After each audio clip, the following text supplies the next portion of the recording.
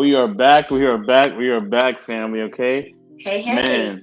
We are so glad. Hey, we are so glad to be back. Okay, this is another edition of the Intellectual Soapbox. Okay, you know what I'm saying? Conversations edition. All right, and this is all about drawing lines and setting boundaries. Okay, and I have some great women that's going to come up here and rock it out. Okay, we have no other than you know what I mean? If I'm gonna do conversations, I gotta bring conversations herself. Let me bring in QB. Hey y'all. And Hello, Miss Q. I also have someone who always has a great mind, but she also gonna tell you a piece of her mind as well. I have a sister here, a piece of my mind. What's going on, sister? Hey, guys. Thanks for having me. Good to be here with you. Hey, my queen sister. It's so great to see So you. I'm gonna fall to the back and I'm gonna let you ladies rock this out, okay? I'm gonna fall to the back. I'm gonna do some things in the background. I'm gonna let y'all rock it out. All right, so I just want to give this, a couple disclaimers up front. For people in the chat, I'm not ignoring you. I just like to give my guests time to finish their statement and then we'll address your comments. So I'm not ignoring you. And then if y'all see me looking down, it's because I have an issue with my eye and this light. Makes it irritated, so I'm paying attention. I'm just not always looking up directly. So please charge it to my head and not my heart. We're gonna be kind and respectful, but you can still say what you need to say. But just don't cut too far below the belt, please. No casualties here. But anywho, as y'all know, conversations is that space is like a cozy conversation, just like a blanket fresh out of the dryer. But sometimes it's that medicine you need, but with a spoonful of sugar. So, without further ado, we're gonna get into our topic. I want to welcome a piece of my mind. I really enjoy hearing this lovely young woman talk and she's very opinionated. However, she's not rude and crass. So that's one thing I really love about her. So thank you so much for joining me tonight. Thank you, Miss Q. Thank you very much. All right, so y'all know I like to start out with a quote. And as I was doing my research, like I always do, y'all know I'm a nerdy girl. Um, so many quotes fit, and some of them maybe sound like cliches or whatever, but it is what it is. But I want to start out with this quote. Love yourself enough to set boundaries. Your time and energy are precious, and you get to decide how you use them. You teach people how to treat you by deciding what you will and won't accept. I want to say up top, I'm guilty, I'm guilty, I'm guilty about allowing people to treat me certain kinds of ways because I didn't set strong enough boundaries. And I'm too grown now at this stage in my life that we're gonna have to deal with that. So, anywho, I want to definitely say hello to She Stole My Thunder, Arshawn D. Much love to Mr. Intellectual Soapbox, keep me in peace of mind, dropping off likes and love. Thank you, thank you, thank you. And Mr. Knowledge and Relationships himself. What's up? All right, so thank y'all for um, dropping in. I'm gonna go ahead and get started with a question, Miss Peace of Mind. Hmm. Have you ever found yourself at any point in your life not having a strong enough boundary set up, and like kind of give us some what that experience was like at any point in your life. Sure. I will say mostly with my work, by me being a social worker, Okay. so many people having so many needs, especially coming from where I come from in Detroit. It's almost impossible to get resources and things. And so for me, and I guess other providers too, you just have to make things happen because by the time you send someone somewhere, like let's say, so let me back up. Let's say I have a client who needs a food resource, but they lack transportation. So Okay. even if I give them the food resource to the church, well, now they have a barrier of transportation getting there. So for me, it was just easier to go get the food myself and take it to them. Okay. But over a period of time, that became an issue because when you have thousands of people who have that same need, it can become overwhelming. And there are only so many programs available to Mhm. support that need. So for me, I just had to really just start saying, "Hey, it's not available." And even though it would break my heart, like it breaks my heart even talking about it now, like thinking of some of those moments, I just had to deal with that and come up with other solutions on my own, or programs on my own, to make sure that those future needs could be met for other people, Okay. and funding could be available for people in the future. Okay. I like Yeah. that. That reminds me of a time when I worked for this agency where we did case management for pregnant for young parents. Not just pregnant teens, but for young parents up to the age of 25. And I got involved with the agency because I was a client at one point when I had my son. And the way they would set up boundaries is, okay, here's a need you have. I'm going to help you the first one or two times.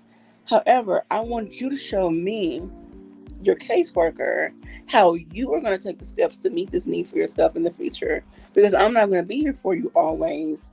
You may exit the program, I may exit this job.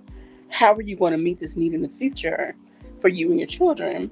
So that's one way. As you were talking, I was thinking of, okay, we would in turn it around on the client, and hold them accountable. And in turn, they earned incentive points, what we call baby bucks, so they can get some other supplies they needed that we kept in our office, like diapers, wipes, other baby items. Um, and that's just one example, but I do understand where you're coming from. It's like you want to just take on the weight of the world and help every Mhm. single person. And it's almost like, though, we have to remember, and we're going to get into, signs that we lack boundaries.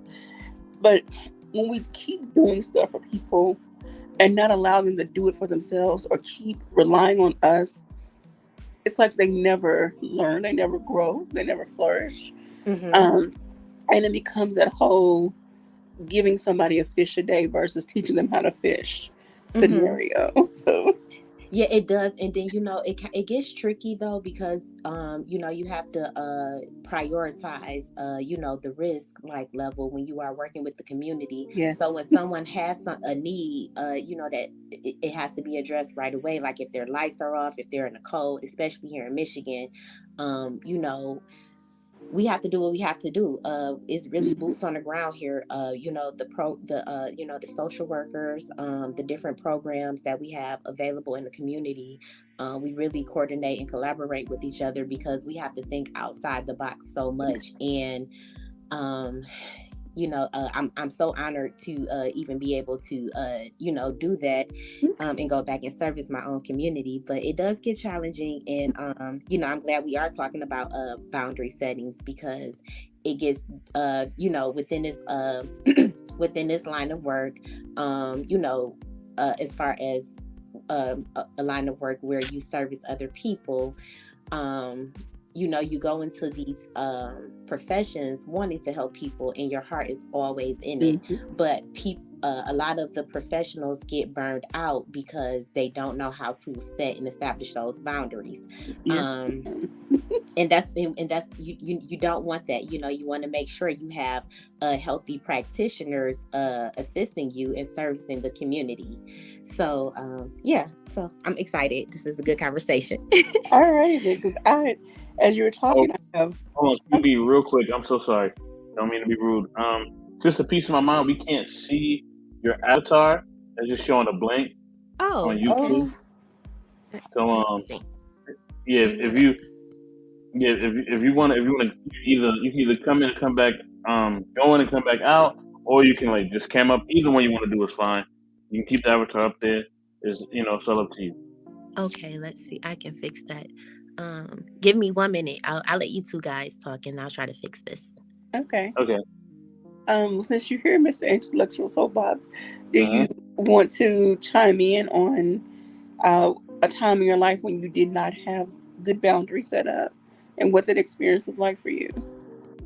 Sure, yeah. I would say it was a time where I was just trying to figure things out overall. And it was like when I was trying to figure these things out, it was a lot of changes that was looking like they was gonna manifest, and they were manifesting. But not in totality. So I had to just kind of figure out, like, I guess in those moments, I didn't, I just wanted comfort, right? So when you Okay. want comfort, sometimes you do things that you shouldn't be doing. You know what I'm saying? Like, you Mm. shouldn't be crossing lines, but you are still in need of comfort because of those, at that moment you're hurting. That you reaching out for something else, but in your hurt, you wind up hurting other people. You know what I'm saying? Ooh. So you know what I mean? Like, and that was a lesson I had to learn. It was a lesson that I had to really go through, and and it's something that, you know, I think it's always something that you're gonna struggle with because you're always gonna want comfort, right? Nobody wants to feel pain. No. So, but in that, there's levels to it, and you got to learn how to combat that pain and do things that are positive instead of always, lashing out or just using people, for comfort. Because ultimately, you're only just using them, and they're not being a benefit to your life. You're just sponging off them and leeching off them, and that's not the Ooh. type of person that I ever want to be. You know what I'm saying? So yeah, Okay. got to give a shout out to my brother Razik. He said Hi, peace to my Rosie. YouTube uncle. What's the word? LOL. Peace to you, brother. Peace to you. Much Peace to love. you. And if anyone in the chat would like to jump up and join the conversation, look, say the word, click the link. We'll let you in. Um, Okay. Do you guys see a face now? yes, ma'am. Okay. Let me check on YouTube. Hold on. I'm gonna check right now. Now, yeah, we could see it on the stream, but on YouTube it wasn't showing up. Okay. Yes. Yeah, you good now, sister. You good. You good. And I know tonight is not totally about problem solving, but as um, a piece of mom was talking, like my brain was all over the place because I have a background in nonprofit organizations. No, I've never written a grant. No, I've never been the, chief operating the director. However, I've worked enough years and have had enough experience with other agencies that it's like I feel like I'm an ideas person. I know the logistics of how things can possibly work. But of course, the people have to work together to make it happen. Um, so, peace of mind, I would love to talk to you more because I don't know what Detroit is like. And I don't want to be that person that's, overstepping and say, have y'all thought about, have you done this? And you're like, hold on, man, we already do that. No, Uh, ask away. I love this. Ask me. Okay, well, are there nonprofit organizations that consist of people coming together to okay, like there's a United Way office everywhere around the world, Mhm. and so United Way provides a resource guide. We also have local transportation, city provided transportation. So I don't know if there's a group of people that are working together. They can say, okay, here are the resources. Basically, they serve as a hub for people to get access to resources or information to resources. I don't know. Yeah, no, so there are many, but one thing we have to also consider, we have to consider language barriers, Mm, educational levels and stuff. And so some people need a lot more hand holding, meaning okay. they need someone to pretty much be there and do it for them. And there are only so many people available to do that. Okay. Um Now so here, oh, go ahead. no, here we have what they call it the Hispanic Center, and they provide resources for the Hispanic population. We don't have a strong like African or Asian. Usually, the African or Asian population they go to college and they don't really Mhm. live in the community. So they have a multicultural center on the campus of the university. So that's a resource hub for them. So maybe things of that nature, and doing some collaborations with these different organizations, having an event day like a community day or something of sorts. To say, okay, come see all these different agencies and the resources they provide. Invite families out and food, fun, and whatever. So anyway, that's just one idea. Again, I don't know what y'all already do. I'm not trying to overstep. No, that's no like that's great. Like those are the things we are we're supposed to do. That's how we link and network a lot here in Detroit. But we need more and I'm telling you just again, I think it just Detroit is a little bit different, so you really need people like going door to door, actually being able Okay. to sit and just talk with the families, communicate with Okay. them, even if it's just like passing out a flyer. Sometimes that's how you establish a rapport, and then a family or a person will open up to you and say, "Hey, this is really what my need is," and you were able Okay. to service them. So it's also a trust thing too. Yes, I got you. Okay. Well, I can say from experience, and again, 2 different states, 2 different places, Yeah. reach out to your D9 organizations, Oh yeah. your Mason, Eastern Star groups, and your local churches. Mm-hmm. That'll be one start. So we could Okay. definitely talk about some other stuff afterwards. Thank I you, can, Miss I can do this Q. all day. Me too. Me too. Hey, brother Razik. Hi, Razik. All What's right. So I going want on, Razik? What's going on? What's going on? I just want to give a quick shout out before we bring in my brother Razik. Quick shout out to our brother Truth and Peace Nexus. What's good, brother Blood In? He said, well, the intellectual soapbox, salute to panel and chat. Hey, You know honey what I mean? bun. Truth, what's going on, man? What's going on, family? If you can join, come through. Come through. The link is pinned. And I also email it to you because I know you like the emails, bro. I got you. All right, so Mr. Razik, same question for you. Can you think of a time in your life, any part of your life, where you didn't have a clear boundary set up and you allowed people to overstep and like, yeah, what was that like for you? Yeah, when I was in when I was in I would say it started off probably in middle school to like high school. That was the last time like I can honestly remember I was tried, and then I I had to shit on my ugly side, you know, and then after that I ain't had no issues, you know. Okay. Well, I ain't gonna say I ain't had no issues, but as far as like actual like fist fights and you know what I'm saying, like having those types of issues, you know what I'm saying. Okay. But, All right. So I I I want don't I don't I don't condone violence. I don't condone violence. I just wanted to put that out there. look. I don't either, but like, look, if you nuck, I'm a buck. I'm from the south. We going. We doing something. And I have For not sure. always been here in my life, but I'm 45 and I'm just too old and tired to put up with the foolishness. Hitting somebody or resorting to violence is my last choice. Even cursing at somebody is on the low end of my totem pole. I'd rather walk away and just let you have all that foolishness by yourself. um, but if you push me, I'm afraid I'm gonna have a blackout moment, and then I'm gonna come to like what just happened. And so I don't want to get to that point, and y'all don't want me to get to that point either. But we're gonna move on for a little bit. I want to ask y'all this: why do you think people have such a hard time dealing with your boundaries? Whether it's people in your personal life, people on the job, or people you just meet. There are people you meet in the grocery store that Mm-hmm. don't respect your boundaries.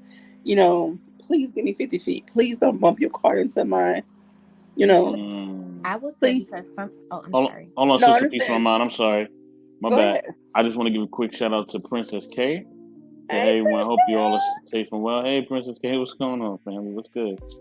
And Auntie JP, Citizens.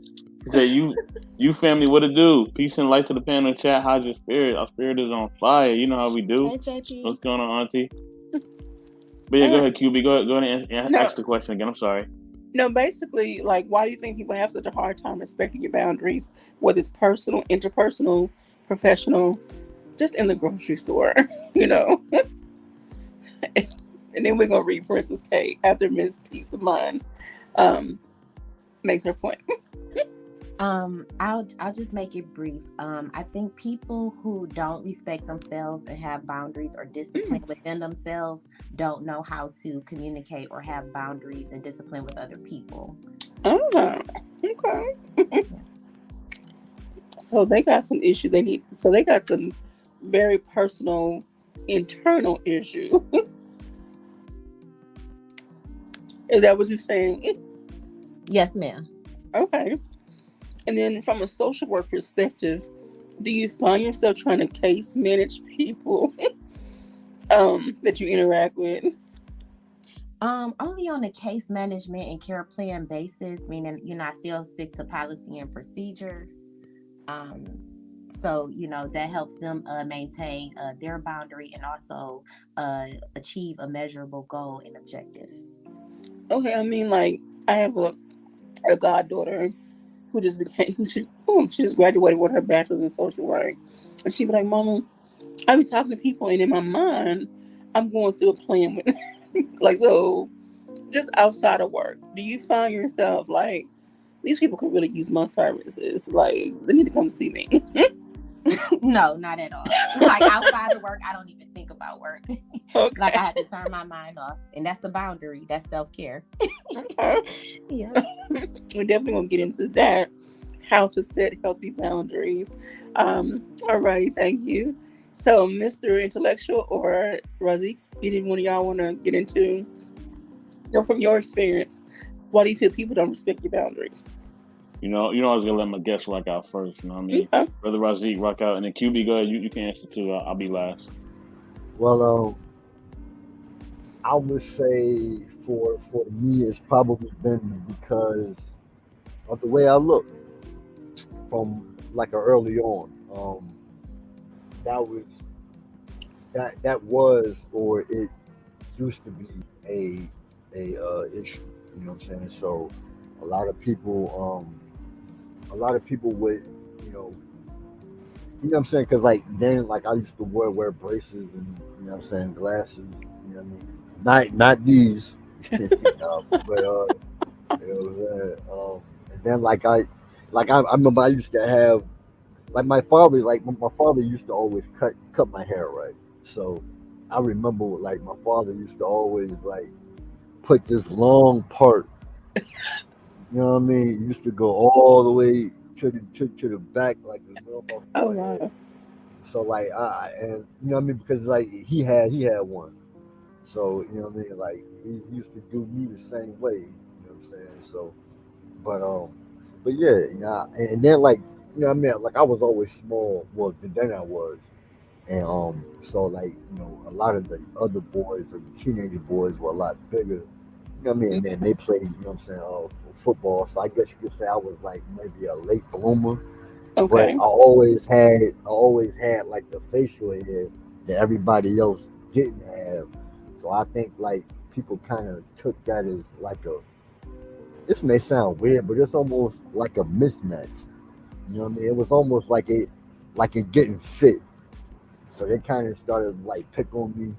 You know what I mean? So, and I just think like I kind of like internalized that, and then and then it just kind of became more of like a lion, like on my own. You know what Okay. I'm saying? The way I mean, the way my mindset, I just felt like I had to fight back, and I kept doing it so often that I just kind of naturally like created a name for for myself. It's somebody like yo, anytime you see him, like don't f with him because he's not going to take jokes the same way. You know Okay. what I'm saying? But yeah, All right. I want to address Princess K. She when I tell y'all, she always comes with the funny. She said, um, I go from peace to violence depending on the situation, smoothly and expeditiously. Okay. She said, be soft spoken with the loudest kicks is what I say. Okay. Yeah. And look at Razik with the glasses. He's an intellectual, y'all. He said, props to Club Four Eyes. I'm a proud member. I'm supposed to be four not the eyes. big screen. They didn't threw me on the they didn't threw me on the AMC 24. Yo, so 4K. I'm supposed to be I am in the Glasses Club. Now I'm in the Bifocals Club. Mm. Anyway, moving on. Mr. Intellectual. Thank you. Salute to Wally. So salute to the intellectual soul box and salute to you too, brother. Wally, you Thank early you. today. Yeah, you be That's missing the streams. that's an inside Word. joke, y'all. And Princess says to go Razik. All right, all right, all right, all right. You know what I'm saying? So the question was again. I'm sorry, QB. My bad. My bad. Basically, why do you think people don't respect your boundaries? I think people don't respect your boundaries because they just don't respect you. I mean, that's just the bottom line. Like, Okay. if you respect my boundaries, if you respect me, you're gonna respect my boundaries. And if you can't respect it and you don't want nothing to do with it, then you kind of like distance yourself and show me that respect as well. So Okay. like, either you're gonna respect it and still be in my life, or you're gonna distance yourself. Either one is fine with me, like literally. So yeah. Okay. So I want to go through a list. And it's 10 signs, and of course, there's 100,000 lists out there that some are different, some are this, um, but it's signs that you lack boundaries. Um, Real quick though, I want to, I need to send a link to somebody who wants to join. Um, so I want you all, Razik and Peace of Mind, give some more. I'm sorry. Let's talk about this quote. Um, the boundaries we put up basically are to protect ourselves, our energy, and our space and our time and all this. Talk about why it is so important. I know you mentioned self care earlier, Peace of Mind, but why, above that, or in addition to, why is it so important to set up boundaries, not just for your coworkers, but even for your family and your best friends? And I'll be right back. hmm well, number one, for protection and just preservation of the relationship, when you don't establish or set healthy boundaries or communicate things effectively, sometimes that build resentment. So to like cut all of that, you just set the boundary from the beginning and say, hey, this is what I like, this is what I don't like, and this is how we can work through that. But either people will accept your boundary or they won't, but you don't fall on it. So that's all. Okay. Razik, Yes, ma'am. why is it so important to set boundaries? Um, Um, to let you know what I'm saying, to let well, in my opinion, to let folks know that you ain't no joke. You know what I'm saying? Like, um, you're not a child. You're not to be played with. You know what I'm saying? And we all like to have fun, but just don't push the line. And Agree. that goes to anybody, and not just co-workers, like literally to anybody. You know what I'm saying? Family, friends, allies. Yeah. okay. And Oh, and I will add. I'm sorry. I didn't mean to no, no cut you off, apologies. but I will add. I think boundaries are different for men and women. Okay. And I think for, like, what I'm saying, um, me as a man, like, when I always encounter or have like different conversations with men, like, there's an invisible, unwritten rule of things that I know that I cannot say ever. And if I do say, like, if I do say a specific word or a phrase, it automatically incites, what I'm saying, violence, or the threat level, what I'm saying, will heighten to a degree to where either my life is going to be in danger or someone else. So, Alrighty. I want to welcome another guest to the panel. One of my podcast buddies, Mr. Tim Rodriguez, Mr. Cool Breeze from Say It Loud. No, say it. Yeah, say it Hey, loud. what's good, Tim? How are you doing? You on mute, brother Tim? You on mute?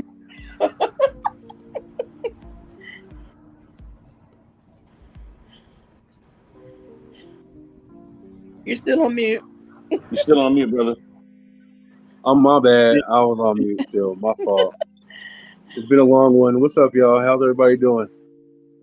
Hey, Awesome. Chilling, hey, brother. Chilling, peace. brother. Peace. So Peace. tonight we're talking about drawing lines and setting boundaries, and the conversation's just getting started. So Hmm. I want you to talk about a moment in your life when, one, you didn't have a clear enough or strong enough boundary set? And like, what was that experience? And then why is it so important to set boundaries? Well, I'll start. It's really important to set boundaries because only you know what you will put up with and won't put up with. In my life, especially me in my when I first started dating, like I would be such a nice guy that I would let anything fly. You know what I'm saying? Like disrespect, Mhm. like vague responses, yada yada yada. Anything bad that you can think of that can happen in a relationship, I would just allow because I didn't have set those boundaries in the beginning. It's very important to set them at the beginning. So if it goes south, you can't say I didn't tell you. Yeah. You know what I mean? You can't be like, oh, you didn't tell me that you didn't like the TV on at such time, or you didn't tell me that this person can't come over, or whatever whatever boundaries you may have, whether it be in the bedroom or out the bedroom, you have to make those known at the very beginning. Mm-hmm.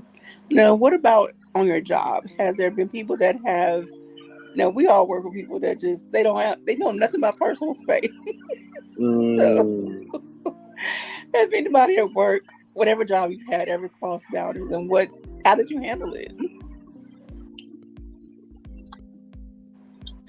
Shoot. You know what? I don't think I've ever really had that type of problem when it comes to people getting in my personal space. I'm somewhat of I'm a teddy bear in all sense. You know what I'm saying? I like contact. I like people around me. You know what I'm saying? Okay. I'm a hugger. You know what I'm saying? So I really had that issue as far as boundaries. I will say that I've had some employees think they can speak and talk in such a way, in such a vernacular, using such words in my presence, and that they thought they was comfortable, and it was not the case, and they found that out the hard way. Ooh, we're gonna get into that. Okay. Yeah. I first want to welcome my queen sister, online bestie, Queen Forever. What's up? Hey. What's up, Hey, coffee Queen, what's going on? filter? I got my coffee What's going filters for on? you today. Okay. I'm ready, my Zeke. I'm ready. I got you. Hey, Queen, No, he found I out who ain't. he found out who you really was. Queen, he found out who you really was. It's all Hey, good. look. Ain't no need to even expose it. You know what I mean? No, it's all good. I'm ready. We I'm love ready. you, I got you. man. That's how you get along. You figure out how you got to move and shake with somebody, and you just move accordingly. That's all. Number love, Nah, right. Razik. I got number love for you. Oh, For goodness. So sure, I for know when you sure. use those terms, I'm a duck right. I'm a bend low. I'm a bob and weave it. I got you. She said Bob I'm and a duck weave. right. She said I'm a Y'all need duck to let us in right. on the inside joke after the show. Nah, we can't do that. Well, I just I want to don't acknowledge know nothing. I don't know nothing. I don't know what they're talking about. I don't know nothing. well, none of us know. None of us know. Let me talk about some of the comments in a section. We got Brother Wale. He said, "So I wasn't here early before. Well, see you later. I'll be back if y'all still on." Dang, man, you just came in. Now you leaving? I mean, that's kind of weird, bro. But it is what it is. Also, y'all remember, y'all can always join the conversation. All right, the link is pinned in the chat. You'll see it. I posted it up. You know what to do. So let me continue to acknowledge some of these comments. Let me go down. Okay. So, Auntie JP says some people have irrational boundaries. Auntie, definitely come up if you can. I got my man Simon Hector, aka Perfect and Perfect with the odds. Simon, what's good, man? What's going on? Definitely, I would love for you to come up.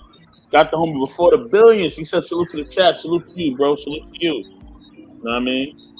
And I guess he didn't leave, right? He said to ask the question before I leave.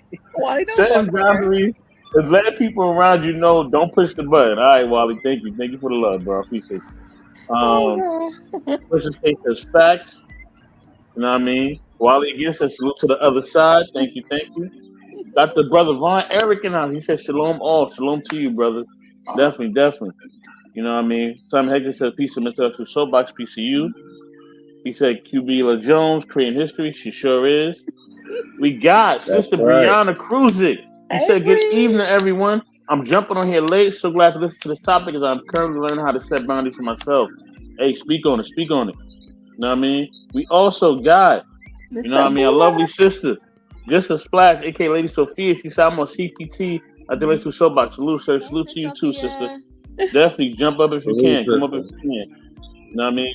Princess K again, she says, excuse me. I don't mean to be rude, but I feel uncomfortable. People are too close to me. I would appreciate it if you were standing at a distance and I place your hands on you. Ooh, okay. Yeah, them personal boundaries, physical, like, look. Time with the thumbs up. You know what I mean? Just a Splash with shout out to Bill and Queen. Just a Splash says hello, family chat. What's going on? And then Simon Hector said, Auntie is always irrational. Come on, don't start, man. Don't start. Okay. So what I'm going to do is I'm going to read a list of signs when you lack boundaries. And I want y'all to talk about if any one of these apply to you, if you've been guilty of them. This is a healing session. We're going to just release and heal on tonight. And then we're going to talk about how to set them boundaries. Okay. You fail to speak when mistreated. That's me. You give away too much of your time. That's me. You agree when you actually feel like disagreeing. You feel guilty for dedicating time to yourself. You feel taken for granted by others. You have toxic relationships, Tim, that's you. You have chronic fear about what others think of you. I need more hands than this. You overshare details about your life with others. You constantly feel like a victim. You attract people who try to control or dominate you. All right, so we're gonna let the gentlemen, this is not ladies' night, we're gonna let the gentlemen rock out. So Mr. Tim, share your thoughts, feelings, emotions, release and heal. Well, you know, the man you see now is not the same man, say, 15 years ago. Okay. I was in high school. I was a very shy kid around women because I was a bigger dude, and this wasn't like now where big dudes is winning. You know what I'm saying? Like, we are winning out here in today's age. You know what I'm saying? Teddy bears is in full effect. Beards is in, and dad bods is cracking now. But back in the day, I played football in high school, but I was still shy as a kid and shy around women. And what that did was I had very low self-esteem. So when I did date a woman and I was in a relationship, I would like, okay, I would do whatever you say. I worship the ground you walk on. Oh, that's cute how she ignores my text messages somewhat. You know, like, that's so cute. That's just her. You know, just making generalizations about that. Like making it okay because that's just who I was. I thought that's what it was to be a good man, is to let the woman do whatever she wanted, and that's completely not the case. And that too, I had to find out the hard way. You have to know what you will accept and what you won't accept. You have to know who to bring around you in your circle and who to keep at an arm's length and who to keep at a oar's length, because they have to be that. Some people have to be that far. Put them on an island. You know what I'm saying? A whole island, if need be. I still got people I know for years who are on that island. Like, I don't fool with you like that. I'm gonna keep you over there. You know what I'm saying? Like, boundaries as far as personal space. Like I'm a hugger, yes, but there are certain people I like. You know, keep away from me. Like, nope, I'm good. You're too close. You know what I'm saying? Those people who are too, like, when they get too amped up and they're all up in your grill. Like, nah, I'm good. Like, it's a whole Pandol thing. Keep it over there. But yeah, but ultimately, boundaries and limitations, especially in relationships, have to be made at the very beginning. Yes, sir, indeed. Alrighty. Thank you. Mr. Razik, share your thoughts, feelings, emotions, release and heal. Do I need to light some candles, some incense or something? Nah.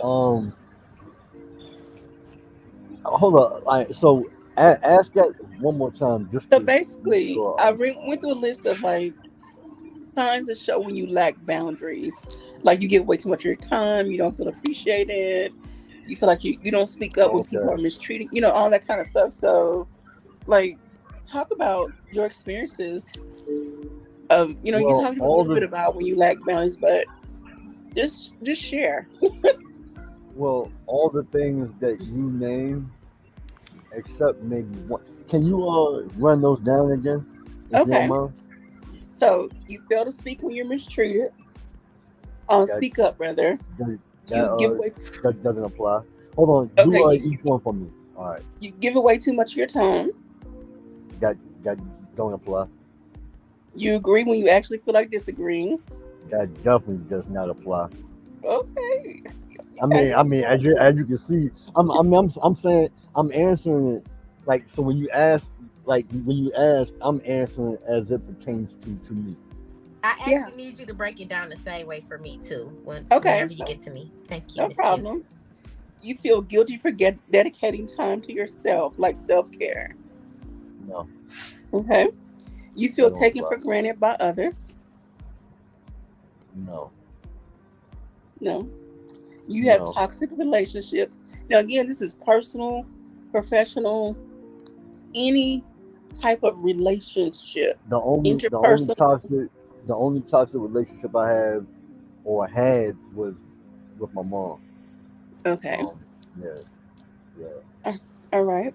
You have chronic fear about what others think of you. That was in like middle school, like high school. I was going through that a lot. Yeah. Okay. You overshare details about your life with others. I've always been an oversharing dude. As y'all didn't know in the past, like I think I'm probably more transparent than, and I may be kind of boasting here a little bit. I think I'm more transparent than probably like 98% of like almost everybody I know. Oversharing can go different ways. Sometimes people overshare because they feel vulnerable and they feel it's like they want to tell you enough or too much to really make you like them. Or they just don't respect you and like not assessing that you don't really want to know all the stuff about me, So that could be you've heard the term when people overshare. It's like some people overshare because they just don't know how to stop. I didn't really want to know that you went to jail when you were 17. I you know. I overshare to a point to where other women, you know, and just what I'm saying, friends and women that I tried to gain the attention for have Okay. told me that I share too much. Okay. I've heard that my whole life. Like I reveal too much. They be like, leave something to the imagination. And then Oh, I always will push back to like, nah, fuck that. I'm an open book. You know. alrighty. Well, some But people anyway, appreciate it, some don't. I don't know. uh, you look. I'm gonna say this. You now because you're not a man, you would be surprised at the amount of women who find that to be an extreme turn off. A And turn off. and yeah, it is, and I've learned that it's an extreme turn off when a man overshares too much, especially to a woman. Like women say on the contrary, they be like, "Well, I want you to be honest." No, y'all You don't. know, Brother Razik, you want to know why that's a turn off? Because he who knows very little quickly tells it. That's why that's a turn off to women. Mm. Well, it's funny that you would say that, right? Because if I don't share, then she'll eventually be turned off because she'll be like, "Well, why are you so like standoffish?" So then, I mean, I can easily do both. I am a master at shutting the fuck up, So I but think it depends I'm on also what a you're master. sharing. Just anything.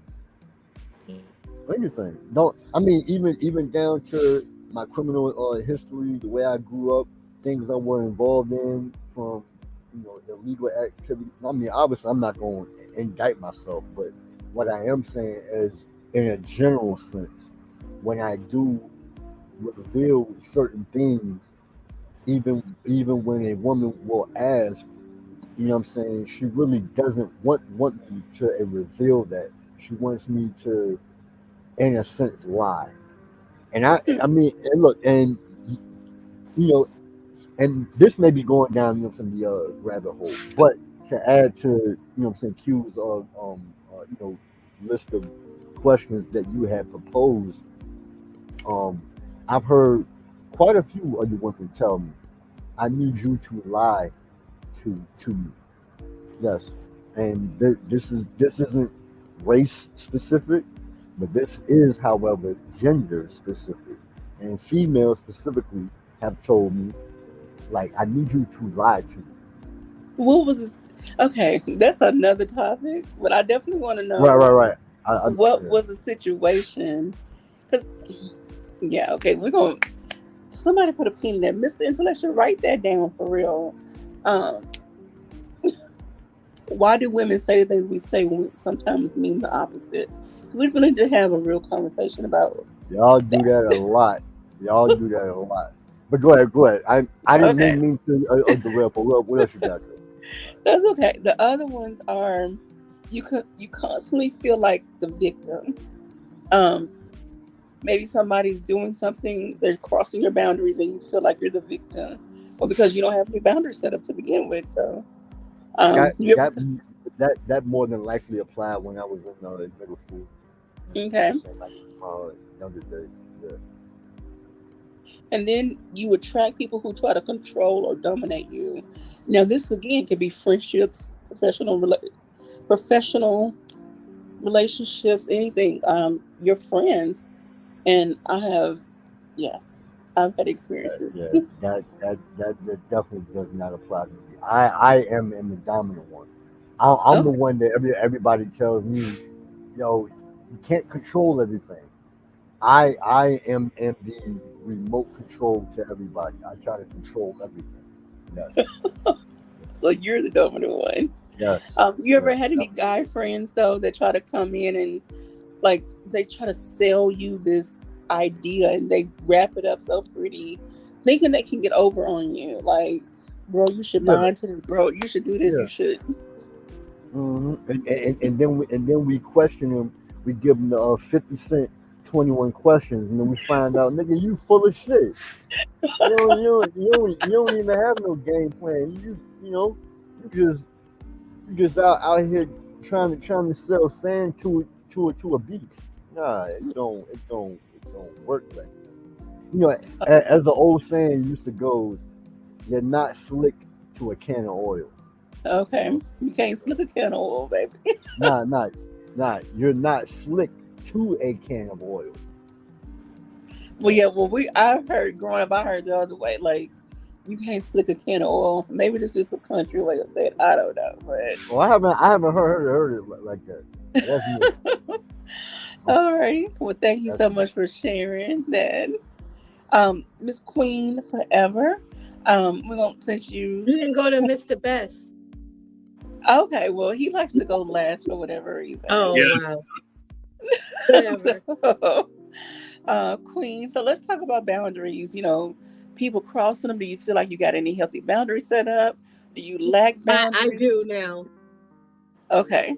because I didn't have it before, and I think growing up it just made me mad, so I just would fight and just knock people out because they cross Yeah. boundaries. But I didn't feel like I set them up properly. So as I grew older,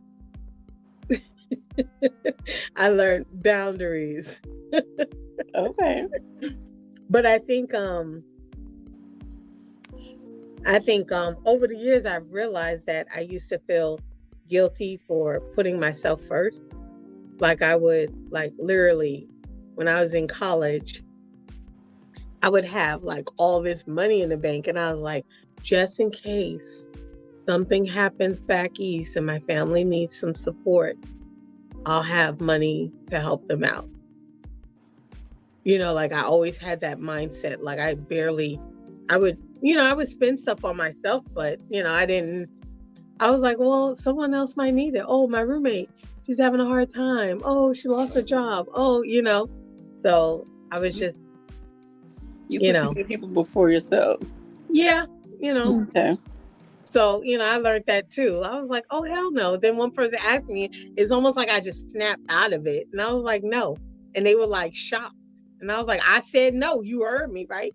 And, so it was like, Y'all don't get okay, I ain't gonna ask excited. you no more, damn. And I'm like, yeah, that's right. Go get a job. Stop being a bum. And stop asking me for some money. Don't eat my food. You didn't buy it, So, yeah.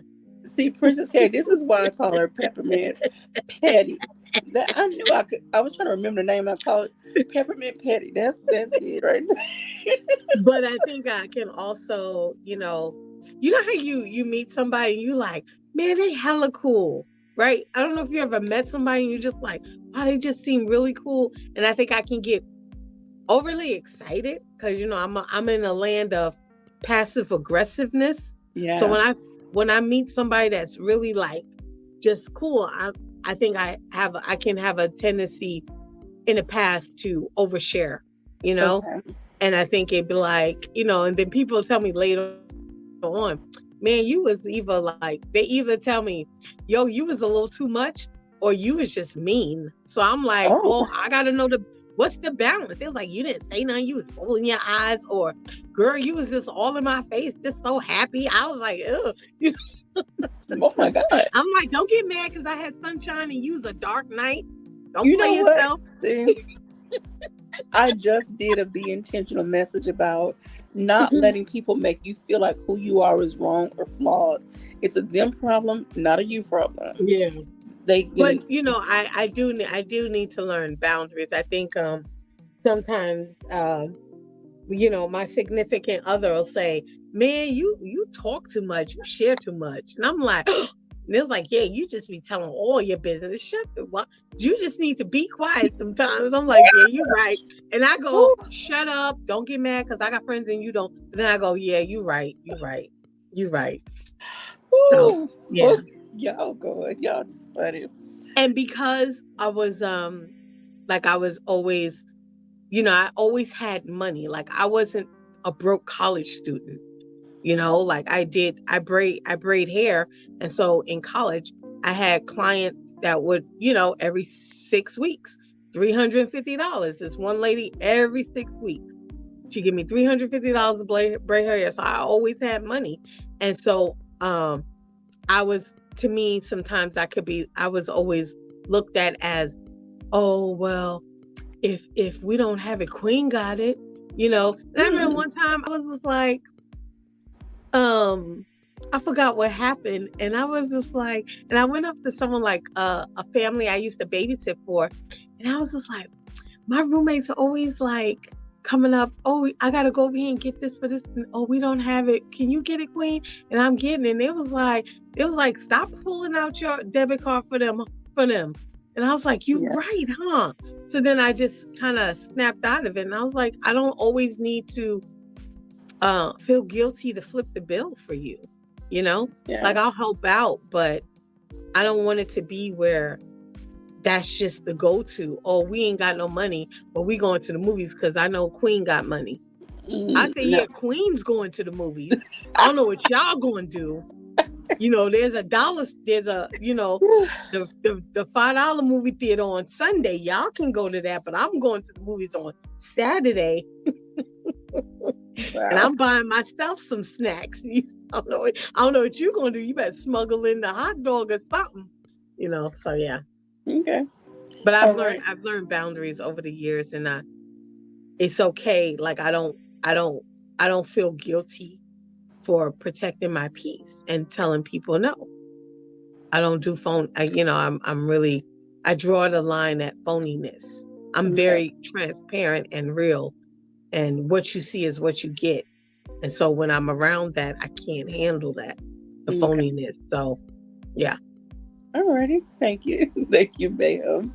Um, You after know, I Miss gotta bring some spice to this. Yes, all the spice. So after Miss Peace of Mind goes, and we'll address the comments because y'all been holding it down for us in the comments. Thank you all. Want to make sure we read those. So go ahead, Miss Peace of Mind. Yeah, My yeah. mind. Yeah, totally agree. You are not responsible for how someone feels when you set your boundary. And we have to keep that in mind. Sometimes when someone asks you something, a simple no is a response. And a yes is too, but you don't have to ever give an explanation. So, I think a lot of the time, again, is just being able to really identify where you need to establish those boundaries, set them, and then being able to sit with the emotion of somebody else not liking it, or liking it every once in a while. That's right. I Yeah. have a big habit of allowing people to make me feel guilty about my decisions. When I first started having complications from the condition that I have, yes, I could still drive, I could still get out the house, but there's a lot of times I didn't feel like it, and I couldn't get people to understand. I don't feel like going out today. My legs are heavy, my body's tired, blah blah blah, XYZ. Oh, come on. All you do is stay in the house. You don't have the same issues that I have. You don't know what it's like for me to get up, get dressed, get out, blah, blah, blah. So, yeah, those are boundaries that May I I do not, ask, why did you feel guilty? because of who I am. This is why I say my name is a blessing and a curse. Quabila means peacemaker. And I'm always, always the person that is trying to be the kumbaya, be the peacemaker, the harmony, whatever in the group. And I don't like to debate. I don't like to argue. I don't like conflict. Mm-hmm. And so I know my argument style is on it's horrible. But saying no is not conflict. But then it's like the person be like, come on. Okay, I had this one friend who would be like, well, I'll pay for you. It's like, I don't want to go. Come on, get out. I think it's just a matter of, okay, fine, let's go. Just to shut them up, And that still was doing me no justice. It was doing me in service. But that's how I used to be. Yeah. How I used to be. And I can acknowledge that. I'm a work in progress. Yeah. So, were you finished with your statement? Is peace of my mind? Yes, ma'am. Okay. Well, before Mr. Intellectual comes, I want to read some of the comments. Y'all have been really going in. Okay, so Princess K said you were giving 2 ears over one mouth for a reason. Listen twice as much as you speak. Perfectly imperfect. They need to be right. The need to be right is in effect. The knowledge relationships is saluting everyone. Okay, perfectly imperfect says knock people out like Splash with the thing in the wig. Okay. Okay. You already know what that means. Him. So. Okay. Princess K is killing herself laughing. And she's like, this is exactly why I'm voting on Queen for president. And then she says, oh, hell no. I guess the comment about people always knowing you was going to have the money and take care of things. Yeah. She also says, 4 things I care about most that you're not allowed to touch: God, myself, my family, and money. Mess with any of these and you're liable to be knocked out. Mm-hmm. Alrighty. And Miss Sophia says, Queen Forever got that season indeed. Bring it on, sis. Look, she got that Cajun spice, okay? Hey, I've turned over a new leaf. And then Perfectly Imperfect said, get them snacks. Who got snacks? So, anyway. Mr. Intellectual, you want to jump in before?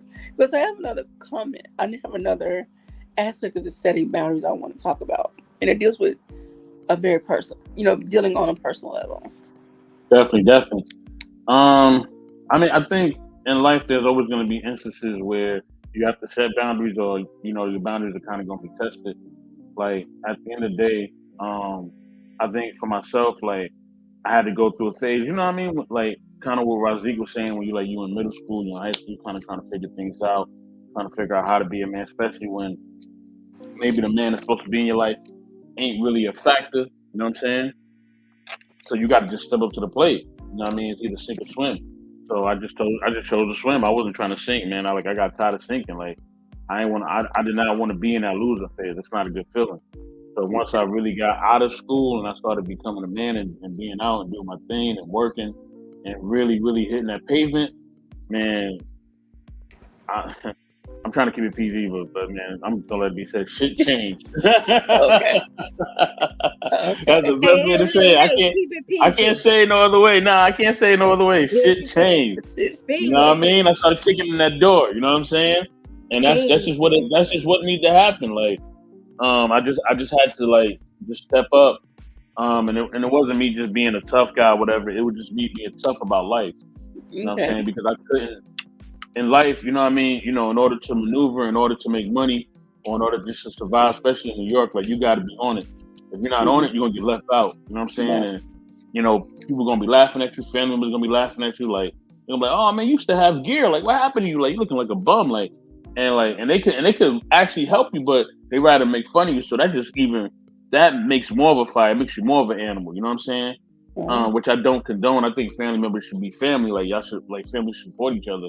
But it just made my iron will even more of an iron will. You know what I'm saying? So, you know what I mean? I'm always thinking of ways to just improve myself, better myself, and just be about my business. And I got something new that I'm trying to cook up right now that I want to do. Something that I didn't want to do, but it's something that I'm going to do because I just need for things to be a certain way in my life. You know what I'm saying? So, yeah, that's just what it is. I want to give a shout out. Whatever. Gotta give a shout out to Tristan Japer. He said, "What up, chat? What up, Tristan? What's good, man?" You know what I mean? This is Splash says, salute. Lady Sophia, good to see you. Lady Sophia, we would love for you to have you. We'd love to have anybody up, man. If y'all want to come up, y'all know what it is. Link is posted in the chat. You know what I mean? It's pinned. You know what I mean? So yeah. I do want to add to that, like, even moving from the East Coast to the West Coast, my friends laughed at me.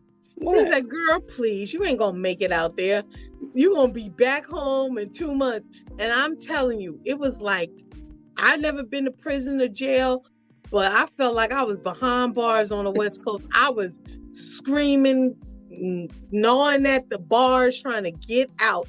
I had a hard time being out. I could not stand it. But every time I felt that way, I saw my friends laugh at me and say, man, you're going to be back in 2 months. I give you 60 days. So I made it past 60 days. And when I go home and visit, they was like, yeah, right, you ain't going back. And I was like, I got to go back. So, yeah. So I didn't think I was going to make it out here. It was crazy. You said you're out in Cali? Yeah. Okay, cool. Let me add to that too. If I may, to what you know what I'm saying, 84 was saying.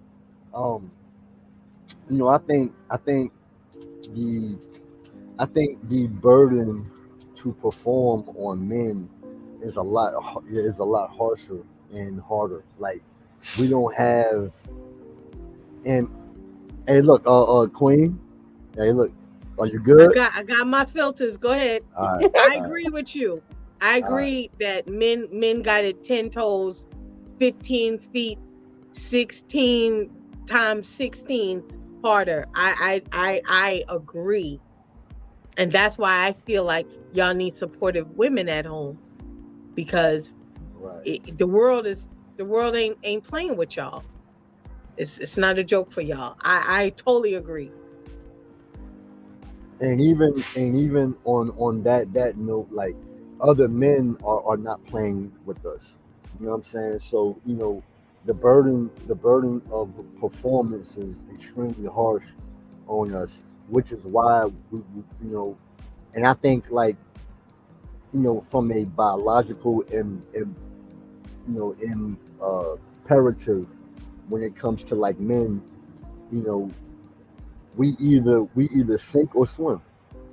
You know what I'm saying? Like we don't have a choice. You know what I'm saying? To like if I had a if I had a if I had a different type of mom, even at the age that I'm at now, I still would not have that security type blanket to where I would be able to go to my mom and say, "Hey, mom, look, I know I'm almost 40, but let me stay here for about for like 2 years and live up under you." And you know what I'm saying? Like my mom would say, "Boy, if you don't take your grown black ass the fuck out of my house." You know what I'm saying? And it's not like her saying that like she didn't, you know what I'm saying, or wouldn't love me, but I think we all had. I think from men and women, women know that they have a biological imperative to be a mom, to be nurturing, to be caring, to be loving, what I'm saying, to want to swoop you up and say, hey, baby, it's going to be okay. Tomorrow's a new day. You can brush off. Now, if I go to my father, he gonna put his foot in my ass like, nigga, I don't want to hear that shit. You know what I'm saying? You better take, you know what I'm saying, your lazy ass out there and work. You know what I'm saying? You better stay out there for 12 to 14 hours. You know what I'm saying? Like I remember when I first started working when I was like 14, and we used to go around and like cut me some grass. And my dad used to say, he used to always tell me, he was like, when the sun is up, it's time for your ass to be up. And that's something that I always knew, and I kind of incorporated that in my daily life, even now. I may have like 2 hours of sleep. I may lay down around about like 1:30 tonight, and I'm back up at like 4:30 in the morning, like five, driving for another 16 hours. You know what I'm saying? Up. Then I'll lay down and repeat and repeat and repeat. But I understand that my burden of performance is non-negotiable, because women are going to look at me and say, you know what I'm saying? Well, if you're putting all this work in, what if you substantiate it to gain, to be able to be conducive to take care of your wife or your girl, or to be able to have, you know what I'm saying, kids, and you know what I'm saying? And that's just life ain't fair. You know what I'm saying? And I'm not here sitting here crying about it.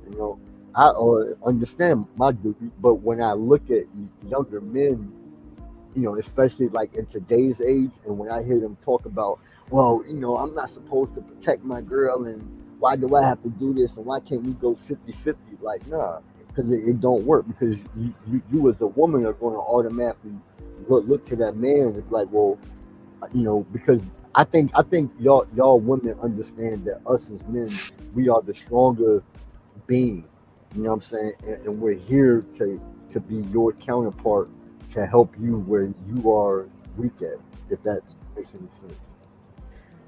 Brother Razik. Yeah. I'm sorry. Go ahead. No, no, no, no. Go ahead, Sister Bill. And I want to just welcome Lady Sophia to the panel. Thanks for coming up. Go ahead, piece of my mind.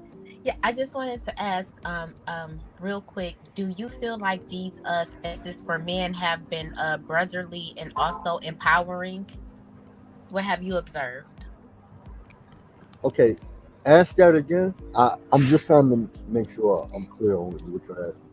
Yeah, so just as far as what you were saying, as as far as how you feel as a man, do you feel like the now that men are speaking out and coming together, do you feel empowered and do you feel supported? Um, by other Uh, men? I mean, I think I'm supported in my circle of other guys, you know what I'm saying, of other, what I'm saying, males that I run with, yes. Um, because we all have the same, what I'm saying, mindset. Like I don't, what I'm saying, like the way I was raised and the way I am and the way I talk and the way I think, what I'm saying, I don't like dudes who think contrary to how I move, because that in itself is going to automatically put me in a dangerous spot. You know what I mean? So um, if I move a certain way, I'm expecting my other homies to move similar. You know what I'm saying? So if we may happen to be going out or whatever, then yeah, like we're going to have each other's back and we're going to fight to the a death. Um, so I mean, to answer your question, yeah, I'm definitely supported by other men, and I think I think it's good for a man to have the burden of performance, because in you ladies' eyes, you women are going to automatically put us in a certain like, you know what I'm saying, like a certain box, and you're going to say, well, look, he's a boy, he's an F boy, that's a man, that's a strong man, that's a weak man.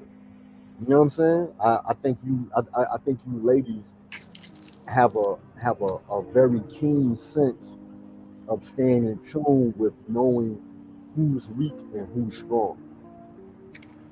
We do. Yep. I want to tell a quick story real quick. You know what I mean? No. Definitely welcome in three. Quiet queen. Um, you know what I mean? So with that being said, like I had a friend, right? He's almost 40, right? If he's not, I think he turned 40 this year. He had an incident where he had like injured his back, right? And his mom, who's almost 80 years old, flew from a whole different state to come look after him, his spouse, and they two kids, right? She came there. She helped to build other things in the home that they needed. You know what I'm saying? Bought this man like this beautiful cabin shed to put his outdoor materials in. You know what I'm saying? Was just structuring a home for him. And I know for me, that is not gonna happen. Like at all. Like if I'm laid up, you know what I mean, I could call my mom's on the phone, send me some well wishes, and that's gonna be probably about it. You know what I'm saying? Like, just to be completely honest. So when you have that parent that's just like really a parent in your life, that's a force, that makes a difference. It really does. And I think some people don't want to see it, but it does. You know what I'm saying? I just want to acknowledge some comments real quick, and then I definitely want to move the conversation forward. My brother Truth and Peace Nation says boundaries get pushed by the people you love. Some people push you to see how much you can get away with. If you set boundaries and standards, don't bend it for them, because they will not bend theirs for you. True, true, true. Marcus giving a shout out. Brother Marcus, good to see you, bro. Salute to you, bro. Salute to everybody that you shouted out. Much love to you, brother. You know what I'm saying?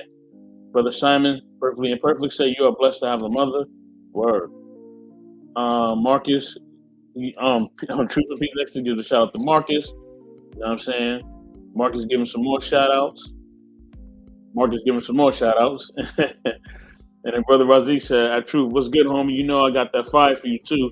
I stay in the lab, homie." Hey, look, that's the inside joke. He already know what's up, man. Hey, yo, one more thing. Hey, Peace, take care of my bro too, yo.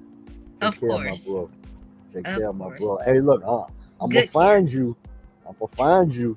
Hey, we gonna be beefing.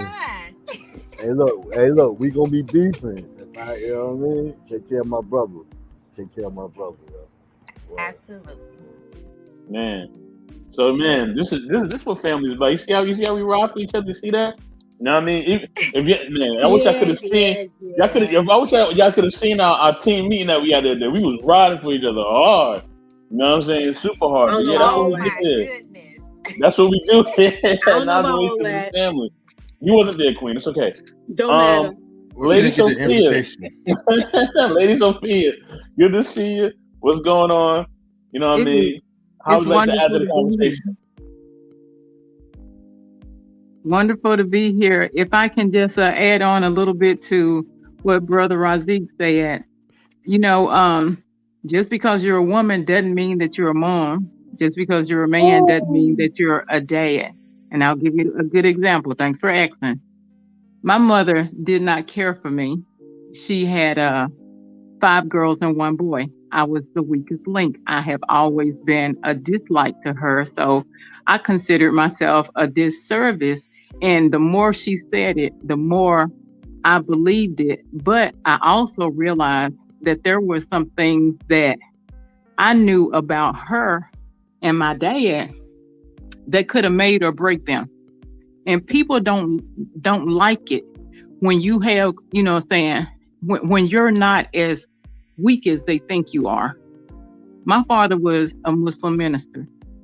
My mother was with him for the eats and lay down and the benefits of it. I'll say it. My dad is not here to defend himself, but I'll say it. I actually found out that in all actuality, they were not married. So that was an embarrassing thing for them. I knew it.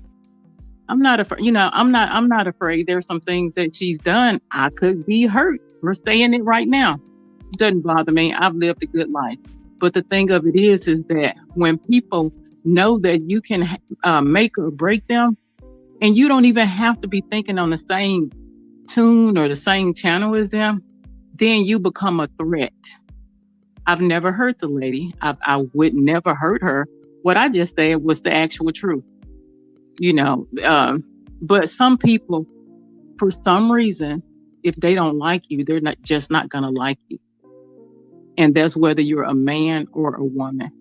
My dad actually showed me how to be a woman, how to not be a thief, how to not be conniving, and how to use, the truth and common sense versus emotion. And that's how I am to this day. I will turn around and, to be honest about it, even though I'm a woman can break me down harder than any man. Why? It's because, my mother has taught me, what fear is through her action. Not that all women are, ding, ding, in this corner, this and this and that and that. Every woman isn't like that. But I was taught a certain way. The women here on this panel have never shown me any type of hate, the anguish or anything like that. So I'm learning. But every female isn't a woman. And that's all I got to say on that. Ooh, thank you, Lady Sophia. I want to welcome. We love you and respect you very much. Word, we definitely love you. You already know that. Gotta welcome, speaking of a sister, my little sister, she come in the building. You know what I mean? Yo, hopefully, I don't know. Wait, is Lennox around? I gotta ask, you know what I'm saying? Is that Gotta Kwame? welcome in. Yes, Is it that is. That's Kwame? Harlem right there. That's Harlem Yeah, right there. Yeah. Hey, look, 84. She don't even know, yo. That's my baby. She don't even know it yet. It's all good. Yeah, That it's is all too good. funny. Yeah, I was it's all gonna say, how do good, you know though. I'm from Harlem? Hey Dom, how's it going? Hi everyone. Hi, Queen. What's going on, Damo? What's going on? Hey, M3, you can Damo rock out real quick and then you go after that? Yeah, sure. Ladies first. Hi, Definitely. All right, thanks, bro. So chivalrous. How gentlemanly of you. Okay, I'm going. All right. So we're just talking about all things drawing lines, setting boundaries, times in your life when you didn't have boundaries set and people stomped all over them. What unhealthy boundaries look like, or lack of boundaries look like. So it's just open forum right now when it comes to all things boundaries. Okay. But then I have a few more things I want to ask when we all go through. Okay. So I guess, Princess K, hi, love you. Okay, I would say boundaries. I didn't have boundaries when I was in middle school and elementary school. Quickly learned them after that. And yeah, I think boundaries are very important.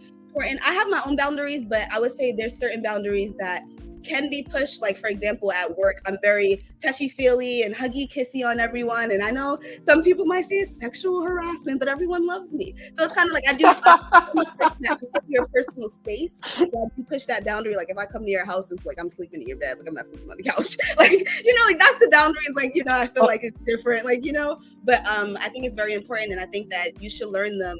You should learn them really early. You should learn them at 2 and 3. You should learn that you don't have to hug everyone. You don't have to, let everyone kiss you on the cheek. You don't have to. I think it's boundaries. No sitting on laps. Sitting on exactly. Yep. You need to be sitting on everybody's lap. You don't have to share your toys. Someone may not share with you, but those I think boundaries that need to start. As soon as you come out of your mother's womb or uterus or wherever you're coming from. That's all. All right. Well, thank you so much. M3, what would you like to add to this conversation? What's up, everyone? Shout out to everybody in the panel. Hey, Shout outs to Marcus Rodriguez as well, Tudo, and everybody else in the chat. Yeah, so boundaries, man, that I know I've crossed, especially like before marriage. Okay. Like, people like in this church that I used to go to will always tell me, hey, like, you can't do this, you can't do that, because you're breaking boundaries. Whether it become like, the opposite gender or just whatever. And for me, I was always like a free spirit type of person. I don't never really judge what people do. I just go with the flow of things. But, when it starts to, affect people that's close by you, like I said, I'm not gonna put everything in detail, but when it starts to affect people close by you and you kind of see like, okay, dang, like, things that I know that I could personally have the freedom of, will hurt the other person, unintentionally. And so, there's some lines that you have to understand that, okay, I can't break certain parts of boundaries, especially when you're involved in other relationships. That makes sense. Okay, I got you. Mm-hmm. Okay, so Mr. Razik, you have a question here. Is cursive language not directed to you? Is that crossing boundaries for you ladies? I feel like you can say what you want, but if I have stated, I really prefer you not to speak like that in my presence, and you continue to do it, that shows you lack respect for me and my wants. And I feel like that is a boundary that's crossed. At that point, I need to remove myself from the situation, from the space, whatever that space is. Okay, I have a follow up. Now that you said that, does that pertain to all curse words, or do you have certain boundaries for certain words? I feel like it really just depends on the setting and maybe what particular mood I may be in. Because I say curse words sometimes, even though people say my voice is too soft and proper and me cursing doesn't sound right. So anyway, I'm not approved. I'm not stuck up. None of that.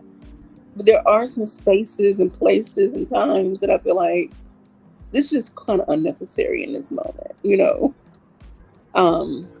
Now, again, not directed to you, but just in a general sense, when people talk, they may curse.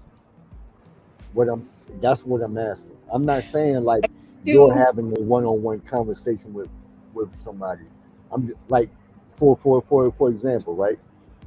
You've seen plenty of rated R films, right? Yeah. So, I mean, But it's a people lot can of. say what they want. Hold on. I'm trying to illustrate a point here. Okay. Hear me clear. Like, try to take out how I'm saying it and pay attention to what I'm saying. Okay. We all are adults, right? And we like and listen to movies that have a lot of vulgar language, right? Mm-hmm. It doesn't take away from the movie not being good, correct? Mm-hmm. Now, do you think if those same movies that you may like remove the cursive language out, it wouldn't have the same impact as being, or maybe having a qualified existence of it being a quote unquote classic film. Do you agree?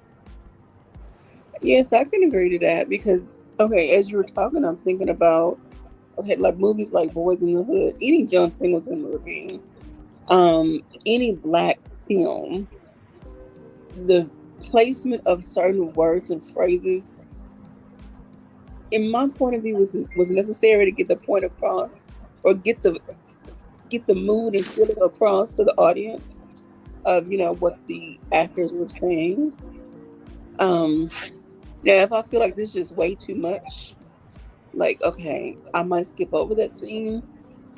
There are times I've been watching something and it's like way too much sex. Like I'm not Nah, approved but again. I'm speaking about language. I I understand. I ain't talking about sex. I'm talking about I'm just saying. specifically Okay, language. I have the right to turn it off, remove myself from the space. Um, I feel like I don't quite have the right to tell somebody you really shouldn't speak like that. You shouldn't talk like that. I mean, because then that's going to turn into an argument and debate or even something physical. So I just remove myself. What I will say, I Sorry. will Oh, say, go ahead. and not to be a it's not meant to be a disrespectful comment to you, but based upon your answer, I would say that you are a prude, sort of, sort of. Because You I don't want to be around people that's just doing a whole bunch of. If I'm not in the nah mood to hear no that in the no moment, no. I'm saying it because and don't get me wrong, I'm not saying like you're a prude and that's it. No, but you're exhibiting certain characteristics of a prude because that particular language, what I'm saying, may rub you, what I'm saying, the wrong way. And that's not, what I'm saying, like, everybody has their right. Like I'm not an advocate just saying like, well, you need to accept cursive language. But I am saying you per person, um, you may be considered a little prudish. bougie. I mean, Just don't. I've We been I don't mean, called. care. I'm being funny, what I'm saying? I But understand. We don't care. I have been called prim and proper. Call me what you want. We don't care. I've been called Ah, proper to my face. You I've can hey been call me Queen, what called. you want. I need my coffee filters now, Queen. Yeah, Uh, So I Miss need my Q, we so coffee Miss don't Q, filters. care. so you don't. I just want to. So Miss Q, you don't curse and you don't like curse words around you.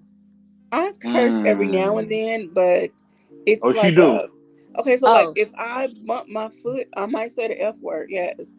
Or but just in everyday language, like Yeah, it's too FB, much.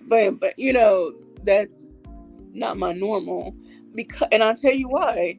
I work in radio, I do a podcast, I do this, and then in other professional settings, I have practiced for so long how Mm. to speak a certain Say way it. so what are that the words you don't like to hear? Curse words that you don't I like to mean, I hear. don't really care what anybody else say, Be but the ho one do word, ro make stay may fake. but I will Shoot. say I this: don't want to hear it. No, stop. the I'm one Lord sorry, have Miss word, Q, I didn't hear mercy. you. the one word I'm not particular about, Mm-hmm. that it's a never-ending debate, and it's going to be debated until the cows come Mm-hmm. home. That N word. The N word. I Mm-hmm. don't use it personally. Um, when I get frustrated, I might say, which is still no better, I might say black person because that to me that's a better way of saying the N word. Mm-hmm. Black people get on my nerves versus, but that's just one word. But if people say it, that's them. Hey, Oh, so it doesn't matter. It doesn't. The N word is the one that I just It grinds you. prefer. I mm, get it. I get it. I'm not real crazy about the B word. I think, yeah, and I think it's a lot to do with my age Razi. and the settings that I put myself in, and just where I am in my life. Now do I listen to Cardi B? Yes, I do. Oh Um, Lord. yes. Do I listen to NWA and Hold on. 3 6 Cardi Mafia? B, Yes, No, I no, do. of no. He all Mute the said Mike, Cardi she's still women, B. talking. of She's all still the talking, women, Razik. She's still talking. Mute your mic, please. Queen, Thank you. Go ahead, She QB. Queen, also hopes she I need my petite. coffee filters, Queen. I'm No, sorry. not I yet. need my coffee filters.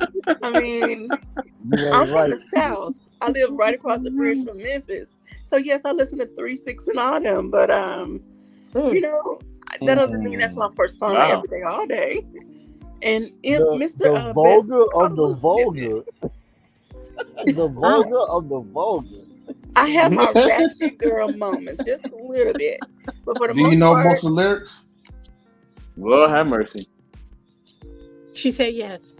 Hold on, I bet you if I start chanting, FREE. no, Y'all I don't know gonna that start song. going in. Y'all gonna start going in. Ratchetness. No. I'm not. I heard the chorus of that song, but I've never listened to the whole song, so I don't know. But I do. I think every woman has their what I call ratchet moment. So they don't show the whole world. I Okay. don't have Right. ratchet Shout out to moments. Sada, baby. Mhm. Lord have mercy. I Hey, don't have ratchet moments. I don't believe in that. Hey, let's not forget about Okay, well. Simon. I know Well, he that's my sing. truth, and I'm sticking to I'm it. just messing with you. What's up, I gotta Dom? hold on, y'all. Hold on. I gotta welcome in. I see my brother got the different colors in the back. You know what I mean? Gotta welcome in. You know what I'm saying, brother Simon Hectic. I always gotta mess with him. You know what I'm saying? I gotta say dying peace. Our brother from across the pond. Oh my God. They're like, are you Simon, what's going on, man? Did you welcome You in muted. Dom? You muted. You muted. What's up? Peace. What's going on, man? Peace, Hey. peace. Hi. Hello, Simon. Look, okay, what you been sipping on already, Simon? I'm sipping on Navy Seal brandy. That's what I'm sipping. What time is it over there? That's the question. I'm my own clock, man. I ain't dealing with no clock. What Mm, time that is it? For real, what time is it? Oh no, it's in the morning somehow. I don't know. What time is it where you at? It's 9 o'clock at night. People pure be bouncing out of here just because I said that. Okay, cool. It's 9 o'clock. I think the topic was kind of interesting, like drawing boundaries. Give us your piece. Tell us your truth. Well, if you want to talk about relationships, I mean, at work, relationships, personal boundaries. I mean, just boundaries. Because I got some more topics that I want to hit on before, to add more to the conversation. But just share. Okay, one question, because I know, Simon, you could be a little long-winded. And it's not a dig at you, though. But thank you, man. were there some times in your life where you did not have boundaries set up and people crossed, disrespected you? I just think you just got to be you. You've really got to figure out who you are, because if you don't know who you are, the problem is you're everyone's everything. So if you're walking in a life where it's like you don't know who you are, then you become other people's boundaries. And that's problematic. Very much so. If I walked into your life and I didn't know who I was, you knew who you were. This is where people start talking about relationships, where they have discrepancies because they don't know who they are. So like a whole man will walk into a whole woman's life, and a woman might, in this day and age, let's say the modern woman, the modern woman is very sort of like forward thinking, knows what she's about, and a whole man will walk into her life and she's like, I might earn a bit more than him. I know my shit. I know my boundaries. This is my stuff. and he might not be able to be at that situation right there and then. Who's taking over that situation? Who's dictating that situation? Yep. The modern woman. And it's not really the modern woman's fault. Okay. But that's just where it is. So when you're talking about boundaries, it's like, you know, I'm your next door neighbor. I'm going to set up a fence. You said I was long-winded. I know. Like, you're getting a bit... okay. You're going to swipe left right now. Shit.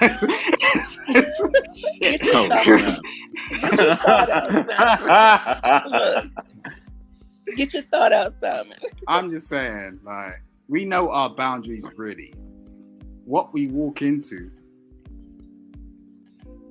and what we, suscept ourselves to is a completely different thing.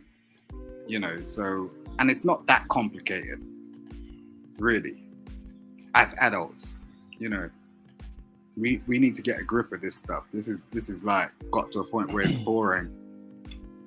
You can't keep blaming women, and women can't keep blaming men about this stuff. You know, but that's just what it is. Simon, for once, man, you definitely have a good point that is very clear. I didn't even know if he was in here, and shit, I just heard your voice. I know you like that, but yeah,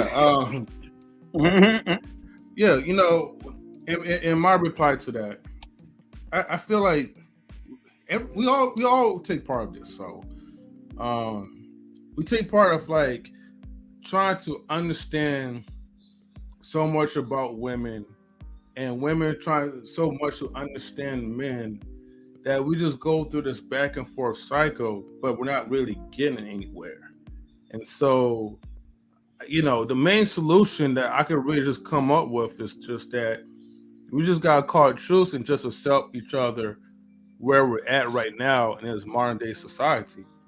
You know, we have to kind of like adapt, because we can only change what's in our own household, you know, what's around in our social circle, and we can only just choose the friends and family that we want to surround ourselves to be around. But the more we keep focused on trying to make other people change, the less that we're focused on trying to improve on ourselves. And then that's one of the biggest things that, you know, I'm learning, you know, as far as of all this. It's good in entertainment, you know, that's why people do that. But you know, I had a question, and my question is that, like, okay, what about, do you guys have any boundaries when guest comes to your live stream, and what are your boundaries? And shout out to Mimsy too. Okay. My boundary is to kick them off, but you know, I don't control it. So, you know, I got my own boundaries. When we get monetized, we'll make you our bouncer, okay? I appreciate that. I appreciate you. Appreciate you. I don't really believe in just like, I appreciate you, M3. I really do. No problem. And what you said was poignant. So to that, in terms of like, if you have a platform, I don't know, sometimes you just got to let people talk, because I don't really understand what the point of the platform is otherwise, apart from that. If you're just going to boot people off, then I've been booted off plenty of platforms. But then it's like a dictatorship. And then you're talking about, oh, we're in this rabbit hole, and this is like some sort of, thing that we're just doing. It's just like, well, what's the point? So, but everyone's entitled to do what the hell they want. Like, it is your platform ultimately. You could dictate it. But are we in a dictatorship? Hell yeah. Oh my God. And I say this: if somebody come over your house, did you see that? That was a woman.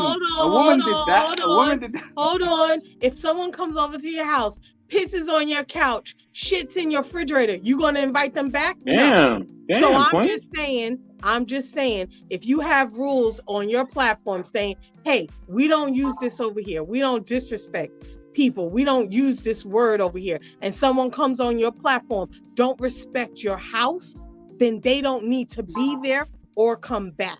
It's not about being a dictatorship. It's about respecting what my boundaries are. And if my boundaries are put out there and you don't respect them, then that means you don't deserve to be on my platform or in my house. And I don't think there's nothing wrong with that. There's a way to communicate without being disrespectful to your or point, putting you down. Yeah, your I think point, I think to a your- fair rule would be don't start none, won't be none on these Thank you. platforms, and Appreciate then move you. around. Thank you. Simple. Thank you.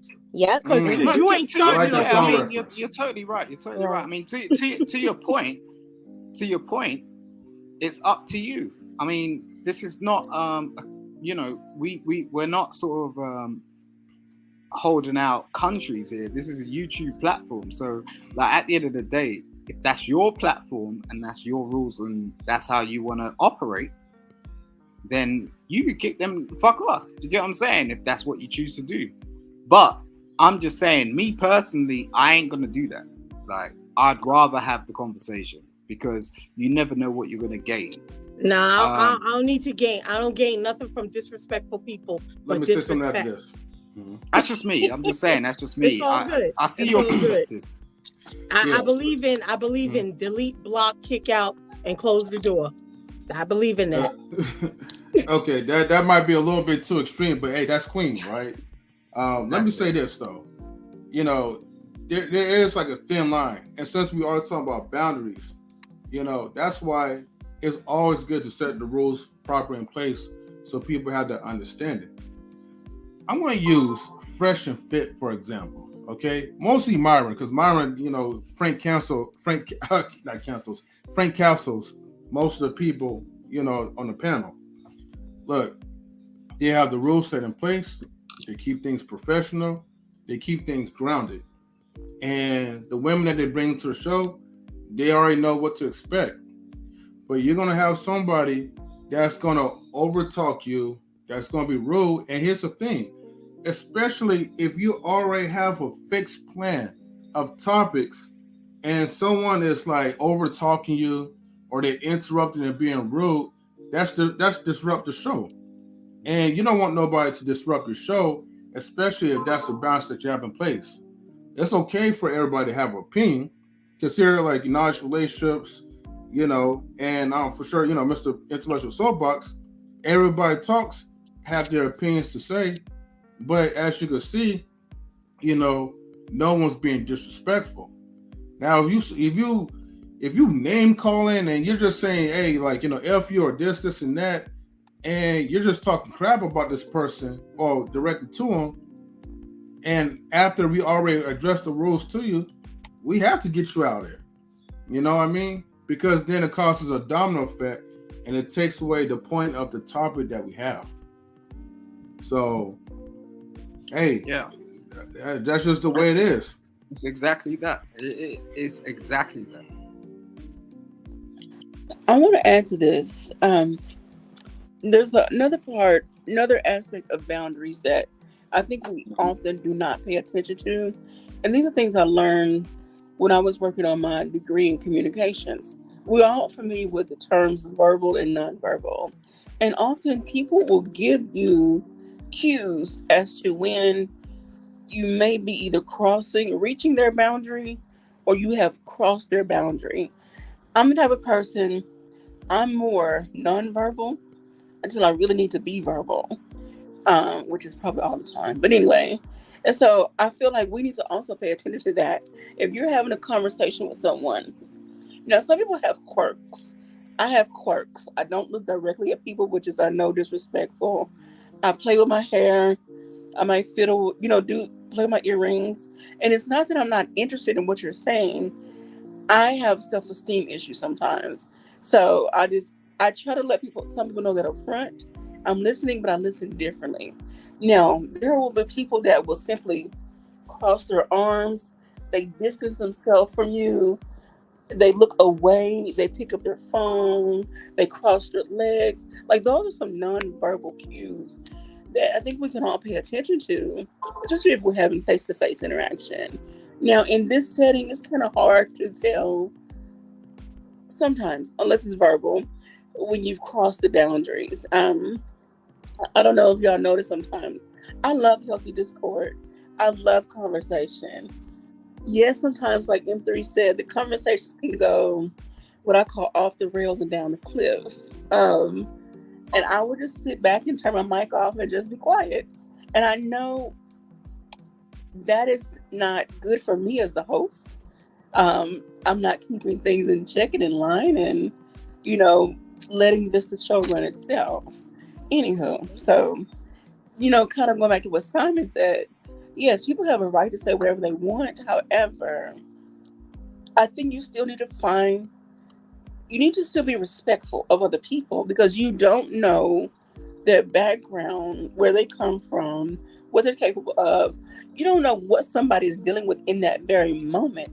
They chose to show up and be present in that space, but they may have all hell breaking loose in their life. But they just decide, I'm going to take a break from the hell and come to this area of peace. And then everybody else is raising hell. So it's like, damn, I can't get away from it, So I think if you allow me a minute, Sure. I'll tell you something, right? Yeah, Simon, hold on. I do want you to speak. I just want to acknowledge the comments real quick. Then definitely chime in. Princess Keisha, I'm with you on that Q. Okay, Princess Keisha on QB with some support. All right. We got Nodulation family. OG Patrice. Hey, she said greetings and salutations, family. Greetings, OG Patrice. Greetings. Peace. Princess K saying hey to OG Patrice. OG Patrice says, Princess K, hello, beautiful lady. Princess K says, by the way, I enjoyed your recent performance you uploaded. Especially Sweet Dreams Are Made of These. It's one of my favorites at OG Patrice. Oh, okay. OG Patrice thanks Princess K. Princess K says, confession. I had ratchet moments in middle school before 9th grade. I quickly realized it wasn't men that I looked stupid. Oh, okay. It wasn't me and I looked stupid. Okay. It wasn't me and I looked stupid. Okay. Oh, me and, okay. And then she jokes, she says, a little. Okay, I guess it's towards somebody. She says, much love, Simon. And then we got Mimsy Limbs, aka Mimsy Makes the Home. Hey, y'all. Hey, Mimsy. Good to see you, sister. Simon, go ahead, man. Rock out. To the sister's position statement, what I was saying was we do have these platforms, so I just think it's in our best interest to cooperate prior to the platform, actually broadcasting, if anything. I think that's important. So, and if that's what it needs to be, because like everyone's got their own agenda in terms of what they want to do, but I can't tell anyone what they want to do. That's not my business.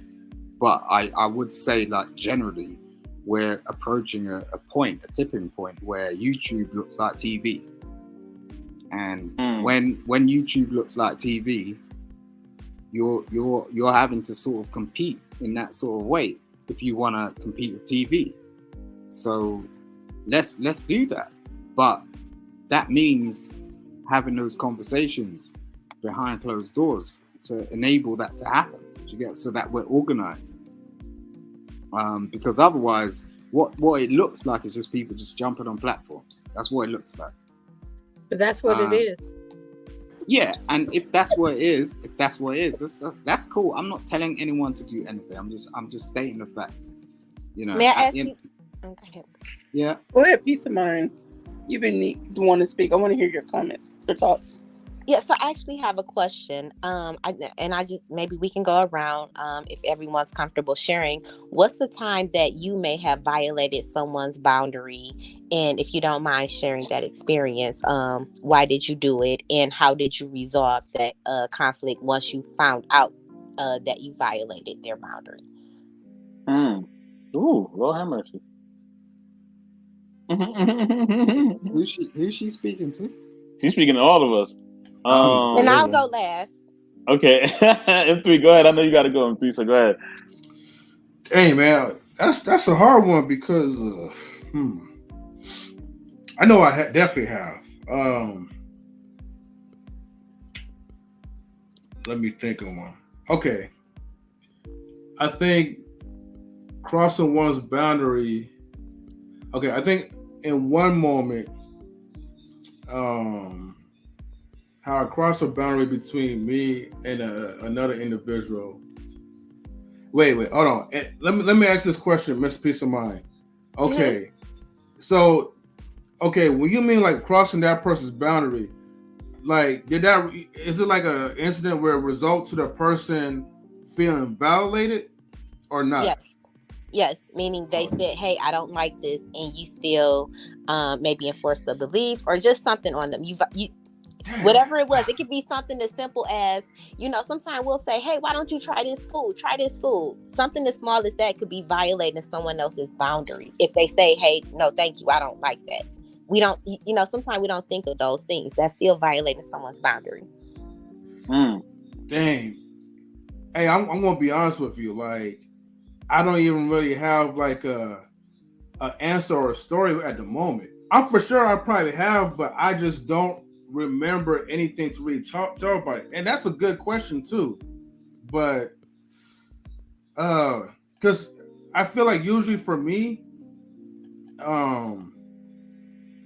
like boundaries are usually crossed between the eyes of other people, what they see, you know what I mean? Like other people's perspective. But if it's like me and an individual that's participating in it, usually that person is okay with me crossing certain boundaries. But as far as like being checked on, okay, this might be just very small. Okay, so forgive me if this just like a boring story. But there was a time where, and you could kind of judge it for yourself. There was a time where a person was giving me a ride to, church or whatever. I'm just taking it way back, and you going way back, like I have to, but yeah, she took me to like this place, and it was like maybe 25 miles away. I'll just say it like that.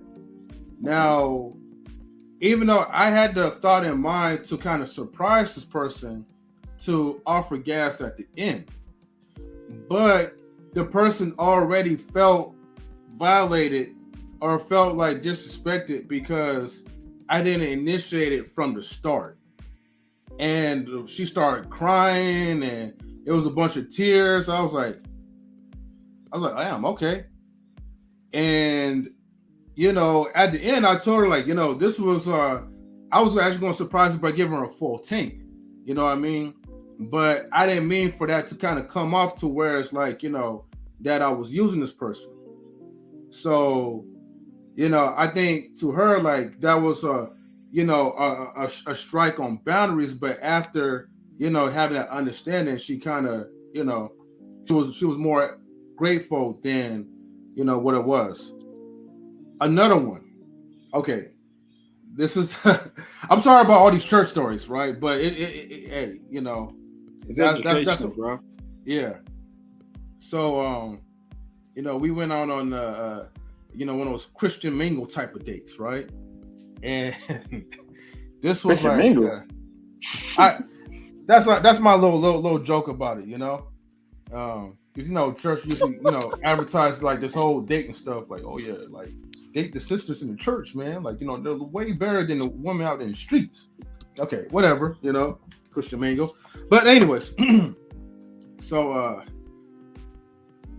me and this Latino woman, right, we went on a date, And this is where, okay, now looking back, I crossed a whole lot of boundaries.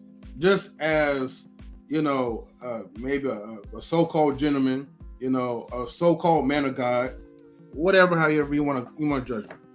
But we went out and we had a conversation. Now, mind you, this woman, she was nice enough to like make me a plate, and I didn't really ask for it. But I didn't do the same thing for her. I was more in tune into like talking about, this other person that I was attracted to. And it just didn't. Look, I was in my 20s, okay? Like I said, I was in my 20s, so I was young and dumb, or stupid, whatever. But I was like 20 or 21. I would say, no, 20. So yeah, I was hecka young. But anyways, though, young M3 didn't really know a lot better. So, you have to learn from your mistakes and you have to own up to it. The woman, she served my plate. She asked me like, and I think the woman actually liked me a little bit until I screwed her up, but it's okay. Years later she had a baby and fell off anyway. But that's not the point. The point is we had a conversation. I was telling this is this woman I like, and we went out to the movies and this and that, and hopefully she could become a woman of the Lord, all this other stuff. And next thing I know, right, a few minutes later, because she said she had to leave somewhere real quick, and she came back, and she just started crying, right? Look, you just play, let's see, the little violin, where she's like, you hurt my feelings, because first thing she said was I did not open the door for her. Remember, I'm the one who's driving, but I didn't open up my car door to let her in. I was I like how you said I'm the one that's driving. That's funny. I was like, okay, this is something new to me, because I didn't really open the doors for a lot of women. Not even my own mother, God rest her soul, but you know what I mean. But don't say that, man, please, man. I mean, if she was alive, we could have that joke. But anyways, yeah, I didn't really think about those type of things, being chivalrous and all that. And so, and then she was like, and then I made you a plate, and you didn't offer to make me a plate back, and more tears just started going out, right? And I was just stunned, just speechless. I was like, dang, I guess I really messed up. And then she was like, and the worst thing of all, right, that really hurt me is that you start talking about another woman, in this conversation. How could you be dating material and you're talking about all these other things? You're talking about other women, that is just not dating etiquette, and it just really broke my heart or whatever. So, she started crying some more, and, I kind of, felt bad or whatever. And then she started, telling all the people in the church, what a horrible date it was. And, but, lesson learned is okay, you could cross some boundaries without even thinking about it, until it's addressed. But the thing is okay, once you cross those boundaries, what are you going to do to be a better person? To fix yourself as a man. And one of the things that I had to reflect on is that, okay, let me be mindful. And look, I'm not going to open the door for nobody still. You have your own hands, especially if I'm driving. But, let me be at least a little bit more thoughtful and just make a couple more offers. Hey, you need me to do something for you? Hey, you need me to be like a servant. You don't have to be like an a-hole. You don't have to be like a jerk. Just enjoy the moment and the time that you spent with you and the other person. I was gonna say significant other, but they're not significant yet. But yeah, enjoy the moment. I'm sorry I was being long-winded about it. It just took me a while for me to kind of remember that. But hopefully that was a good story for you guys. All right, ladies, be nice to them three. All right, don't get them. No, it Okay, wasn't. be nice to them three, y'all. Be nice. Be nice. Be nice. Be nice. Be nice. Hey, all right? look, Be I nice. come in peace for tonight. All right, don't start nothing. I'm Yeah. speechless. I'm speechless right now. So You peace of should be. mind. Totally kidding. Where's Dom? Thank you Dom. for sharing, M3. You're welcome. I'm sad that this was the part I zoned back into. But that was amazing. Thank you. Mm-hmm. Oh. Queen asked where I was. I was quiet. I wasn't gonna say nothing. Man. Oh, No, God. Damo, don't be quiet. Be M3. Damo. Please be Damo. M3. Mhm. M3. Thank you for sharing, M3. Yeah, you're absolutely welcome. You know. And you better Welcome open back, the Lady door Sophia. and fix the plate. What's wrong with you? Wait, what you say? You heard me. You best fix my plate. You best fix my plate. I didn't say my plate. I'm good. I said my plate. I didn't say your plate. Your plate's good. You know okay, slow your roll, son. He knows what plate he needs to fix. You're gonna have some bird chicken, man. That's what y'all gonna have. I will burn your food. I'm a chef. You're a chef. I cook, man. I'm a barista as well, so fuck that shit. I ain't even agree with any of that shit. Let me ask you this, Simon, before I go, right? Do you fold the laundry very well too? You look like you're a laundry type of person. Wow. You look like you could, actually. Listen. I've said this out on these YouTube streets. Like, I did the whole shit with my wife. I did the laundry. I did the fucking cooking. I did like everything. Like, I don't give a fuck. Like, in that sort of sense, it lasted. That's what mattered. I don't care about what these people are talking about. It lasted more. Like 10 years. Give me come back with some cards on me on that, please, because it's like it worked. Do you get what I'm saying? Like, although right now, life. Well, Simon, I'm glad that you got that type of experience, because I got like a heavy load right there that I need somebody to handle. So you know what I mean? Come talk to me. I'll pay you in the UK points. Come talk to me. I'll tell you how to set up a shop, right? All right. Hey, Princess. And we'll make your life Princessy. easy. Because you, with that extra change and not sort of trying to get your head into that cryptocurrency. You know what I'm saying? Gotta give a shout out real quick, family, to Sister Princess Hayes. Hey, sister, it's a great conversation, very important issues, challenges we face in our community. I guess that's, I guess these sisters with peace of my mind. I mean, I guess the family, you know what I'm saying? Thank you for checking in, family. Anybody else want to share anything? Dom, anybody else? Lady Sophia? Anybody want to share anything? All right, later, you guys. Queen? Later, three. Did I miss a question? Miss Peace of Mind, can you please restate the question? It wasn't a question. I was just saying hello to Princess Hayes in the chat. I mean, but you'd asked everybody about, was there a time that they crossed the married? boundary? I'm sorry. Yes. So I was voice. Yes, so I asked you, guys. So, has there ever been a He's time taking, brother. that you yourself crossed Right, or violated someone else's boundary? Yeah. Not that I've been told. And to be honest, me and my brother were just talking about this. Literally, he was like, because the thing is, like, I play around, and sometimes, like, for example, I call my mom Kimberlita, Mamacita, or whatever, like, when I'm playing. And, like, sometimes I have to call my grandmother Alice because she's just a diva, and you got to remind her that her name is not Diane. So, and I play around, and they love it. Like, my grandparents, I'm very respectful. I don't curse in front of my mom, stuff like that. As crazy and wild as I am, I don't curse in front of mom, and I tell them certain things. But my brother was like, do you know that that's disrespectful? I'm like, it's 2022. Kids are calling their teachers by their first name. Like, really? So no, they don't think it's bad. So I think that maybe other people may see things on the outside and think I'm pushing someone's boundaries. But I think the person that, whoever it is, they like, what? No, she's not. She's just, that's her being loving. Like, that's what she does. Like, she jokes, she does, like, she plays around. So personally, no, I don't think I've ever pushed or went past anyone's boundaries. I'm very like, I like to drink, you don't want to drink, that's fine, we can still hang out. Like, you don't have to, I don't push anyone to do anything that they don't want to do, because I don't want to have to take care of whatever consequences of you doing something you don't want to do. So yeah, that's it. Right.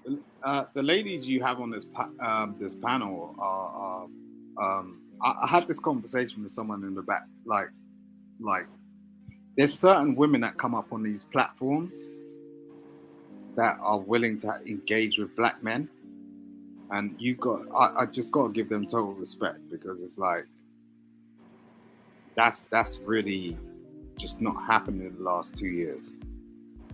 And like we could get in this space and it could be momentary, so it's like it is what it is, but it's so poignant that the voices are voiced, and these women actually are able to sort of put their point across. Because if it was just total black men on this platform, as we do, like we, you know, Mr. Best, you go on King Speak or whatnot, but it's just like, it's just King Speak, where we need the vice versa.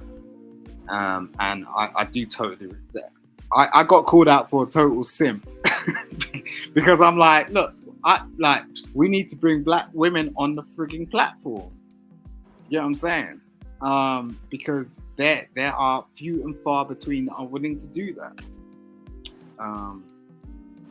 But in the sense of what the topic is, when it comes to setting boundaries, I'll tell you, I could be hating on black women right now because I've been I was in a whole relationship where a woman turned around and she really messed with my boundaries by the fact that we had a child, and I walked into the house and on the fridge she had a magnet of another nigger, and then I asked her, who's this other nigger? And she was like, that's my boyfriend. And I was like, yeah, but I thought we was in a relationship. So the confusion is communication. Okay. That's what the confusion is. You But guys Simon, do you feel as though she can speak for every other black woman? No, totally not. The women I've met, like in particular, in my life, and you know, especially on YouTube, speak volumes to the fact that that's not what it is. But at the time that I was at, I mean, this is when I was a teenager, and she was a teenager. As a female black woman, I was a female black man, and that was the activity that was going on. That's all I knew. This YouTube stuff is like brand new. So the women that are coming in here, that's what I was saying previously, credit to you, because it's like, God damn it, we need more. Like, just to interact. Like, you don't need to agree, but the fact that you're even here means a lot. I would say to young black men. You know, I have a young black man on my platform for a reason. So it's not about me. But I think the young black men, they don't understand relationships now. And, you know, there's so many viral videos and all this whatnot going out there about, you know, the modern woman and all this. Do you get what I'm saying? It's just, really? How do you know what woman to bring home? And what woman's going to make a home of your home? Unless you have people like that are on the platform right now that can actually express that. But you know what? Love is a give and take thing. It is a give. There's some good people who have bad days, you know, and everybody has a bad day. But okay, I'll give you an example. The only black man that I've dealt with this year, 2022, and I do love black men, but that person turned around and got 2 loans in my name. I went hysterical. There were intimate pictures that I took, and you know, saying we did sexting and everything. They're on the black web right now. So you know, it freaking did some things to me, but I don't compare that to every black man. I Yes, still want a sir. black man, but it's trash out there that I got to wipe that trash out of my eye so I can see forward and get me a decent black man. That was a joke. That was a joke. Everything degrading. And the only reason why he did it was because I was like, you know what? I'm done. I don't look back. I don't look back. It's too many men. I'll go with a billy goat before I turn around and double dip. Once I'm done with you, we can throw them deuces up, but I'm not gonna ever be with you again. We didn't have a sexual relationship. I'm in a arranged marriage form, so I can turn around and enjoy certain things without physically being with you. I owe myself that much discipline. But there was, you know what I'm saying, the drama behind walking away. Everybody can't walk away. He was a decent guy until I walked away. I was like, you know, this just isn't going to work. I'm going to still love my black men. I'm going to still respect my black sisters. Maybe it wasn't, I don't know their situation. I don't want to know their situation. What happened in this house stays in this house with, you know, some within reason. Everybody gonna have their problems, but I can't put my problem on Queen. As a matter of fact, I was thinking about some really bad things, and Red Lipstick Vibes, Just Andrea, and Chef Shapino especially pulled me back to where I was like, you know, this is gonna happen, and they was like, Sophia, Chef especially, don't do it, don't do it, don't do it. You better than that, you better than that, you better than that. It's a lot when a person exposes you to the entire world. And I had to look beyond that BS that he put me in. It's freaking embarrassing. But I Listen, had to look beyond that and leave that crap behind me. And to this day, you know what I'm saying? I think, you know what I'm saying, one of the YouTube creators turned around because he was going and being different people just to be like, hey, you know what I'm saying, speak back, speak back, speak back, speak back. I got to get back in touch with you and stuff like that. And so, you know what I'm saying, thanks to, you know what I'm saying, you all, the ones who did, was like, Sophia, let your panic button be your trigger finger. It's a shame you have to say that. People are crazy. The thing of it is when you know the crazy, you oblige yourself and you keep going. But if I meet somebody, I don't want to talk to them about that drama. I'm actually healing from that. The next man that I meet,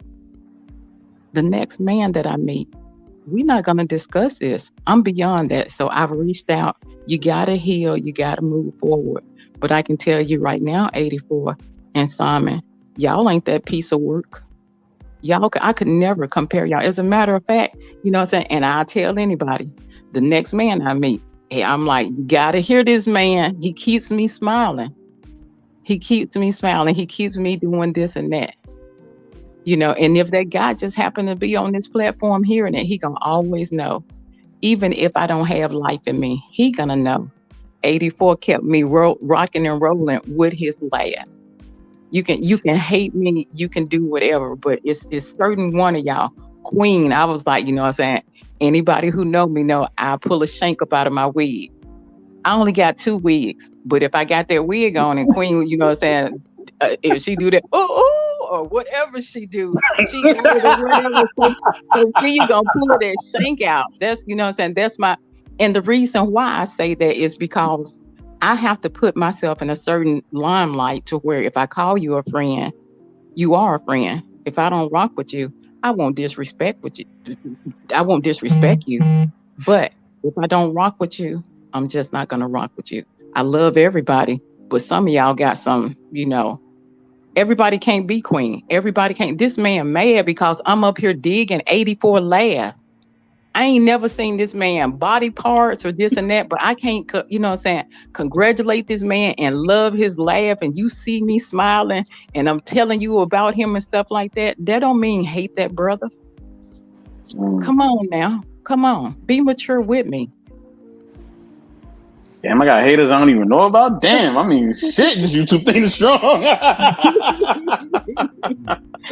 Salute to you, Lady Sophia. Much love. I have told you, I love it. But it's certain things that a person, if they a hater, They gonna hate you whether you a piece of crayon, whether you a black woman, a black man, or whatever. And you know what I'm saying, I went to the police, this and this and that and that. And you know, I haven't, you know what I'm saying, talked to my girls. That's the only thing. I don't want him to do that. But you know, you see the news. You see how people crazy or whatever, but y'all will be Skyping me from some, you know what I'm saying, something from my, you know what I'm saying, 6x4 or whatever. Hopefully they'll let me have a cell phone or something in my cell block, but I you know, Don't do it, Lady Sophia. Don't do it. Don't do it. You talking about here's the thing. Don't do it, Miss Sophia. Don't do it. Don't pull them. But the thing of it is that I don't want to give any of you all your praises, your flowers and everything. And it's some Bama-fied nuts. Excuse me if anybody from Alabama, but some, you know, saying whack job that just mentally can't even take me complimenting people. It's okay, Lady Sophia. As Razik like to say, Alabama's trash. So it's all good. You see what I'm saying? But I'm just saying, if you meet he'll say it, it's all good. Look, Razik already know. Razik good people. But if it's a person who, you know what I'm saying, it an opinion is an opinion. But if it's a person that's gonna click, you gotta wise up. You gotta wise up. It's some good brothers out there. Just like you said, 84. I just ain't met them yet. But I would never put that on some this and that. I don't care. And I'm, you know, old enough to be, you know what I'm saying, your great auntie or whoever this and that and everything. But I'm still gonna dig your, you know what I'm saying, your laugh. I can imagine what your smile is just by the way you laugh. And anybody who know me will know that I will bust out laughing just talking about your laugh. If you can't make a woman laugh from just you laughing, then you need to fix you. Woo! I gotta clip that. God damn it! I gotta clip that. Thank you, ladies. Thank you. Right ahead. QB, go ahead, brother Razik. Welcome back. Razik, go ahead, Razik. Nah, I just wanted to ask while I was going. I had to go tap in with Daryl because I had gave my word that I was going to join for you a little bit. But what did I miss? If y'all can kind of summarize and bring me up to speed a little bit. Sister Piece of My Mind had a question. Can you ask that question again, Sister Piece of My Mind? Sure. My question was, has there ever been a time that you violated someone else's boundary? Yeah, absolutely. I punched him in the goddamn face. I punched him in the face. Or either I called him a bitch or, I'm sorry. Dang. No, you good, bro. Go ahead. That's what I'm talking about. That's exactly what we're talking about. Yeah, I either punched him in the face, I called him a derogatory slur, I either said F&B. Brother Razik, did you violate somebody's boundary, like where there wasn't conflict involved? So, because I know you just got back up here, so maybe something as small as somebody saying, "Hey, I don't want to try this food," but you trying to force it on them anyway. And I'm using that example because that is still violating someone's boundary. I mean, I don't. Okay, I'll tell you what. You defending yourself is different from you violating someone's boundary. Then no. Okay, I mean, give me. All right. Okay, all right. Are you asking me from me violating a woman's boundary or a man? No, absolutely not. I'm not asking you that. Just something. Just doing something. Maybe something like, hey man, I don't like that dude. I don't rock with him, but you invite that dude anyway to hang out with your homies. Like you're disrespecting. Yeah. Oh wow.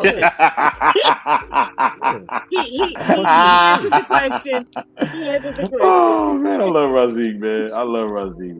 I punched that nigga in the face. Oh, I'm sorry. Razik.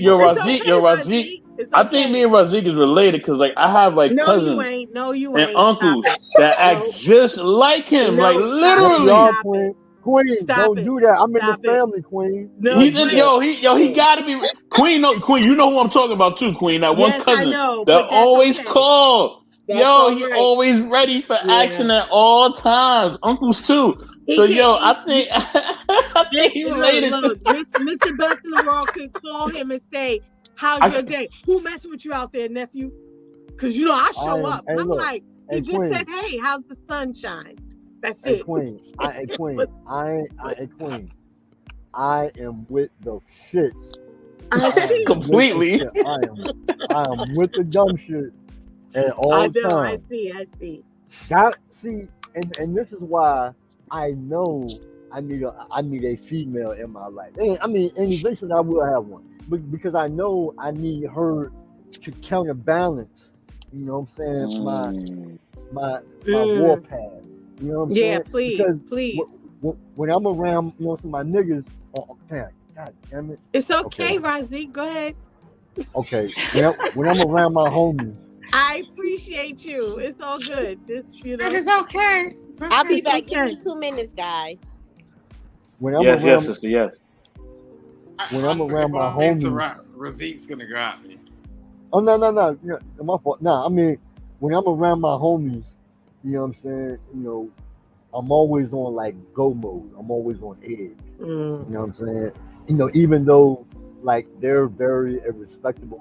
Like for example, you know, I ever since I, you know what I'm saying, was a kid, I've always heard like gangsters were always the most kind-hearted, respectable men. Always. Yup. You know what I'm saying? That like those are the ones, like the ones that show the most respect. To say, like, if you ever notice, like when I'm up here, I say yes, ma'am, yes, sir. You know what I'm saying? That's just the way I was raised. You know what I'm saying? I was raised by, you know what I'm saying, like elders, like real elder men. You know what I'm saying? Like you always, you know what I'm saying? And even though I use like vulgar language, but you know, like I don't play, yo. Like I don't play. Like you know what I'm saying. You know, especially when it comes to like you know what I'm saying, men. Now, however, when I'm interacting with other women, you know what I'm saying, with just like conversation, maybe we may be at a bar, I'm just kicking it. You know, like you women automatically have a natural barrier that allows me to kind of like lower my shoulders, sort of. You know what I'm saying? You know, to where I know I can't engage with a physical force with you because you know what I'm saying because you're not going to respond well to that. So it's more of like a talkative aspect. But when it's like when I'm around dudes, it's like you know what I mean? What up? You know what I mean? Like I'm like in your face, eye to eye. You know what I'm saying? But we talking. You know what I mean? But I guess to answer what Peace was saying, you know, I've never violated a woman ever. I've never put my hands on a female. Um, I've called women bitches, but not to their face. You know what I'm saying? So I never had enough balls to be like, fuck you then, bitch. That ain't never been me. I know plenty of dudes that do talk like that. They've been a lot more vocal, you know what I'm saying, than I have. So I've never violated a woman's, you know what I'm saying, like boundaries. From what I know, from a general sense of what I know that most women are going to find offensive if I say X, Y, and Z. Now, however, with men, yeah, I've definitely crossed a lot of, you know, boundaries. Even when I was locked up, I got into fights behind telling dudes the SMD because they tried to try me or they called me a liar. You know what I'm saying? I'm like, yo, nigga, what's up? Let's go. You know what I'm saying? I'll be like, man, suck my, you know, like, you know what I mean? Because I know when I say that, then that's going to push a man to the level the way he's like, all right, we got to fight. And, you know, and I'm pretty decent with my hands. I ain't ran into no Jackie Chan yet or no Mike Tyson type of your nigga. So, I mean, I didn't definitely have my shit lumped before. You know what I'm saying? I ain't never been knocked out before. I ain't never been dropped, but I definitely been hit upside my head a few times.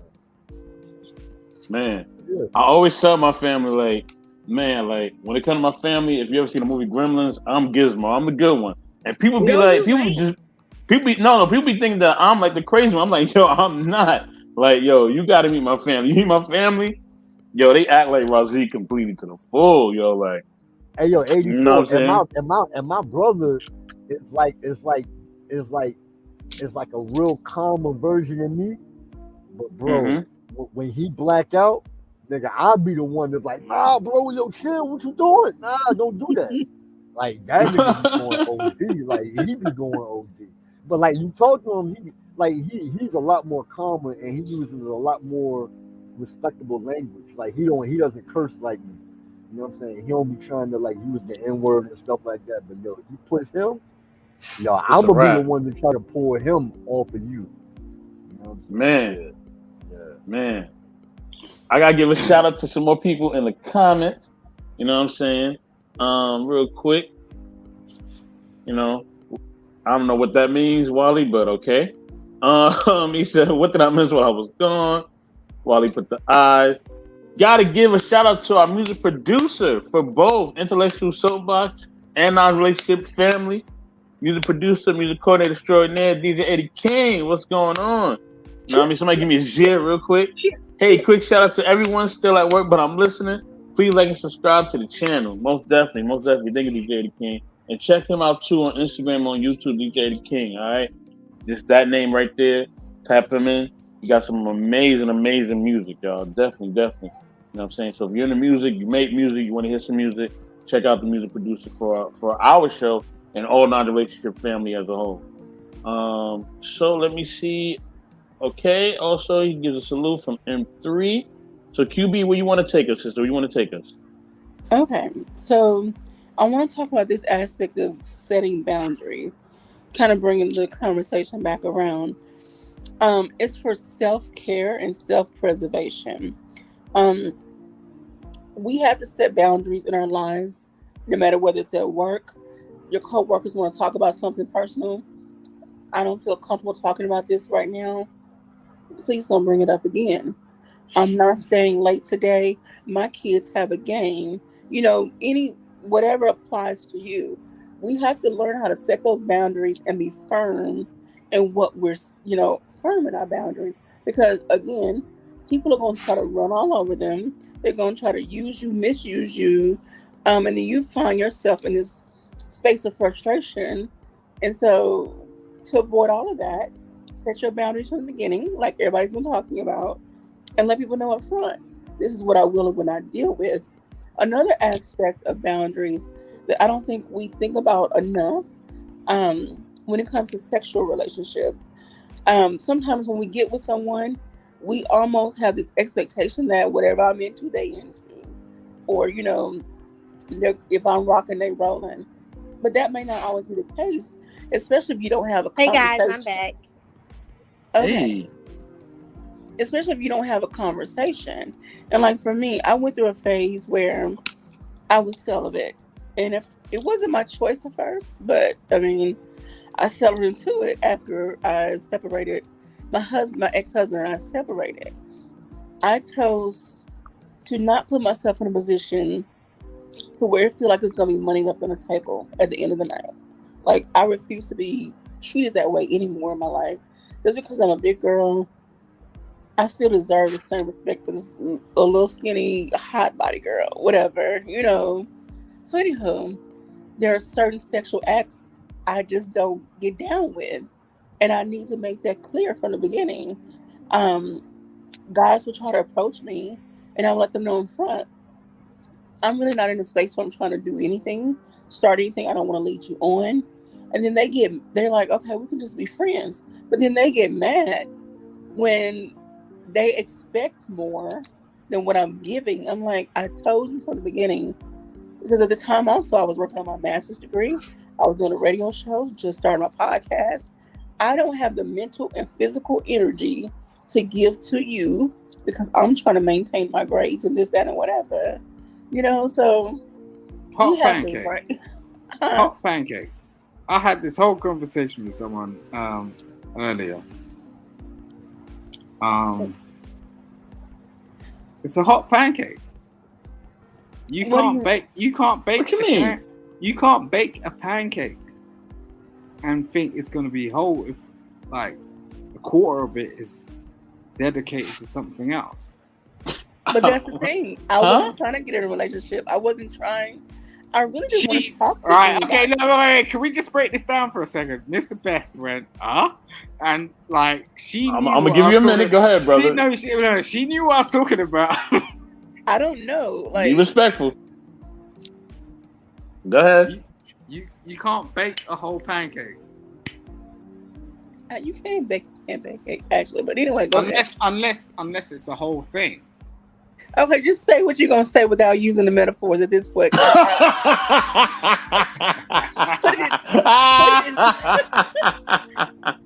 it in dummy mode for me. Put it in dummy mode. We gotta put him on the spotlight. Go ahead. Oh shit! I want to do my whole Luther Vandross bullshit if you're gonna do that.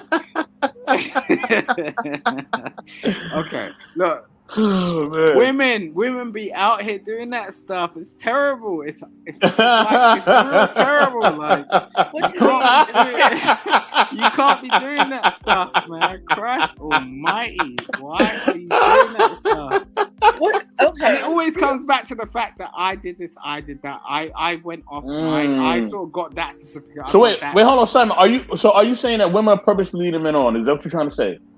But I'm just saying, like, you gotta be careful. Like, you can't like think that just because you're buying into the educational system, that's your be and end all, because that's not what happens. I mean, evidently, that's not what happens.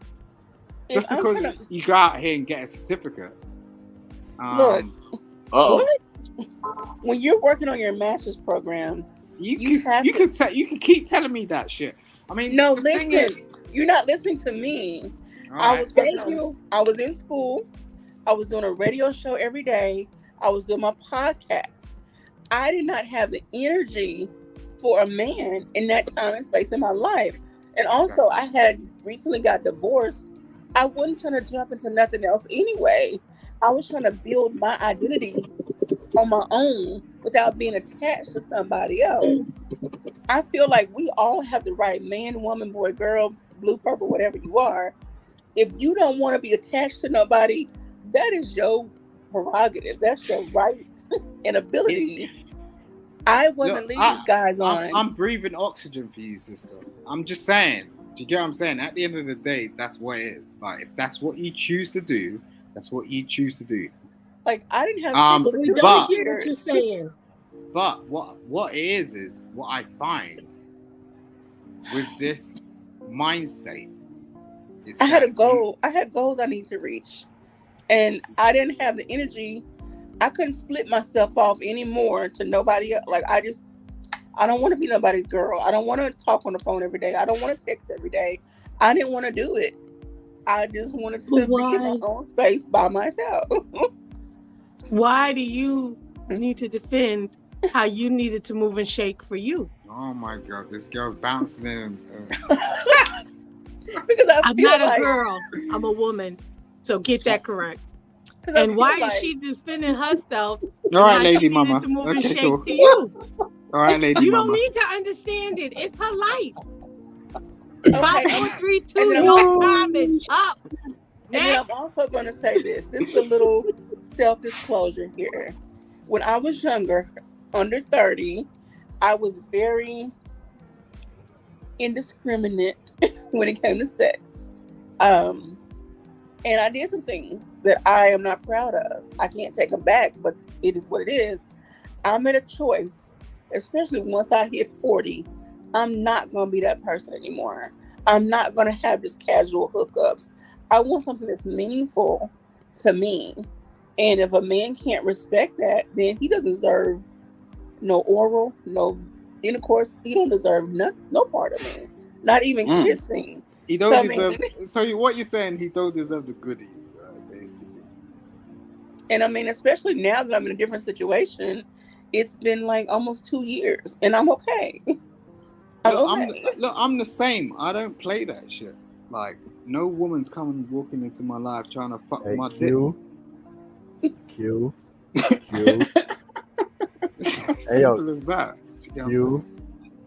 I mean, if you see where I am, I'm in a facility. So, like, no, but we're having a logical conversation right now, which makes but that's what I'm complete saying. sense. It makes complete sense. Like, women feel like this. I had a whole conversation with someone offline about the same thing. So I'm not, going, your decision making process is wrong. What I'm saying is that is what's going on right now.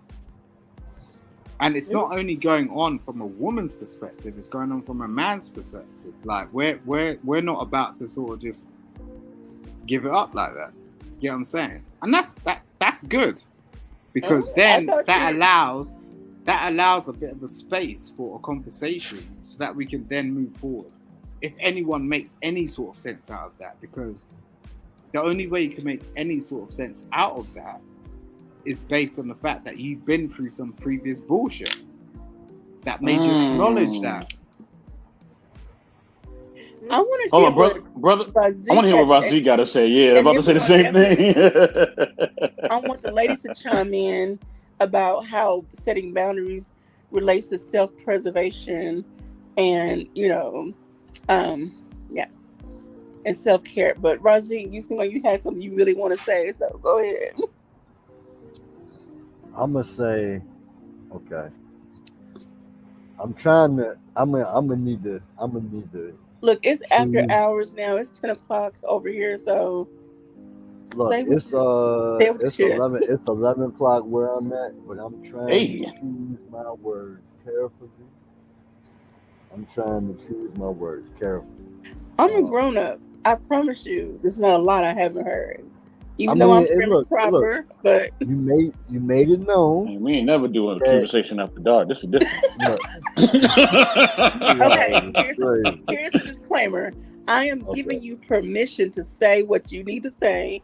So don't worry about crossing any of my boundaries at this moment, because I'm giving you permission and space to say what you need to say in the way that you need to say it. You can look. I'm a grown up.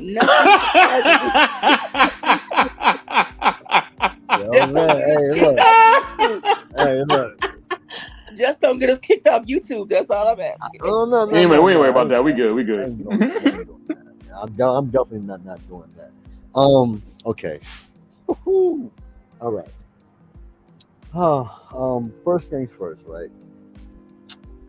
I'm always intrigued by when a woman says I was celibate, and then you said that it wasn't your choice. Not at first. That is a choice.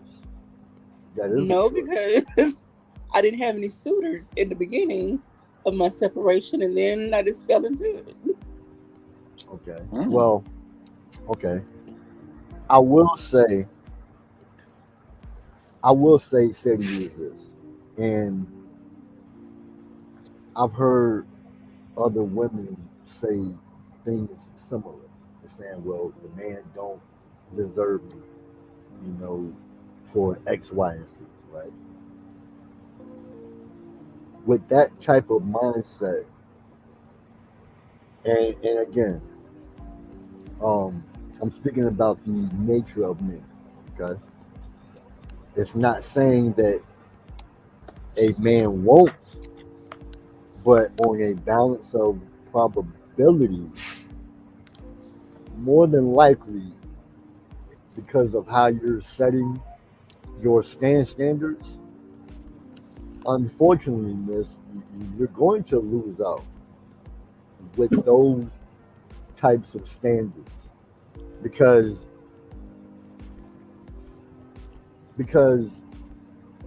all right, we as men look at it like this. If you make it too hard, we're just not going to deal with it. So with that premise, you lose. Let me say this. Okay. Go ahead. Okay. All my life, I've been a plus size woman, big, fat, fluffy, whatever the hell you want to call me. See, there's no one curse word. Not all your life. You didn't come Yes, out all the my womb life. like that. You didn't come out the womb like that. I was a 9-pound plus baby. I was chunky. So I've been chunky all my life.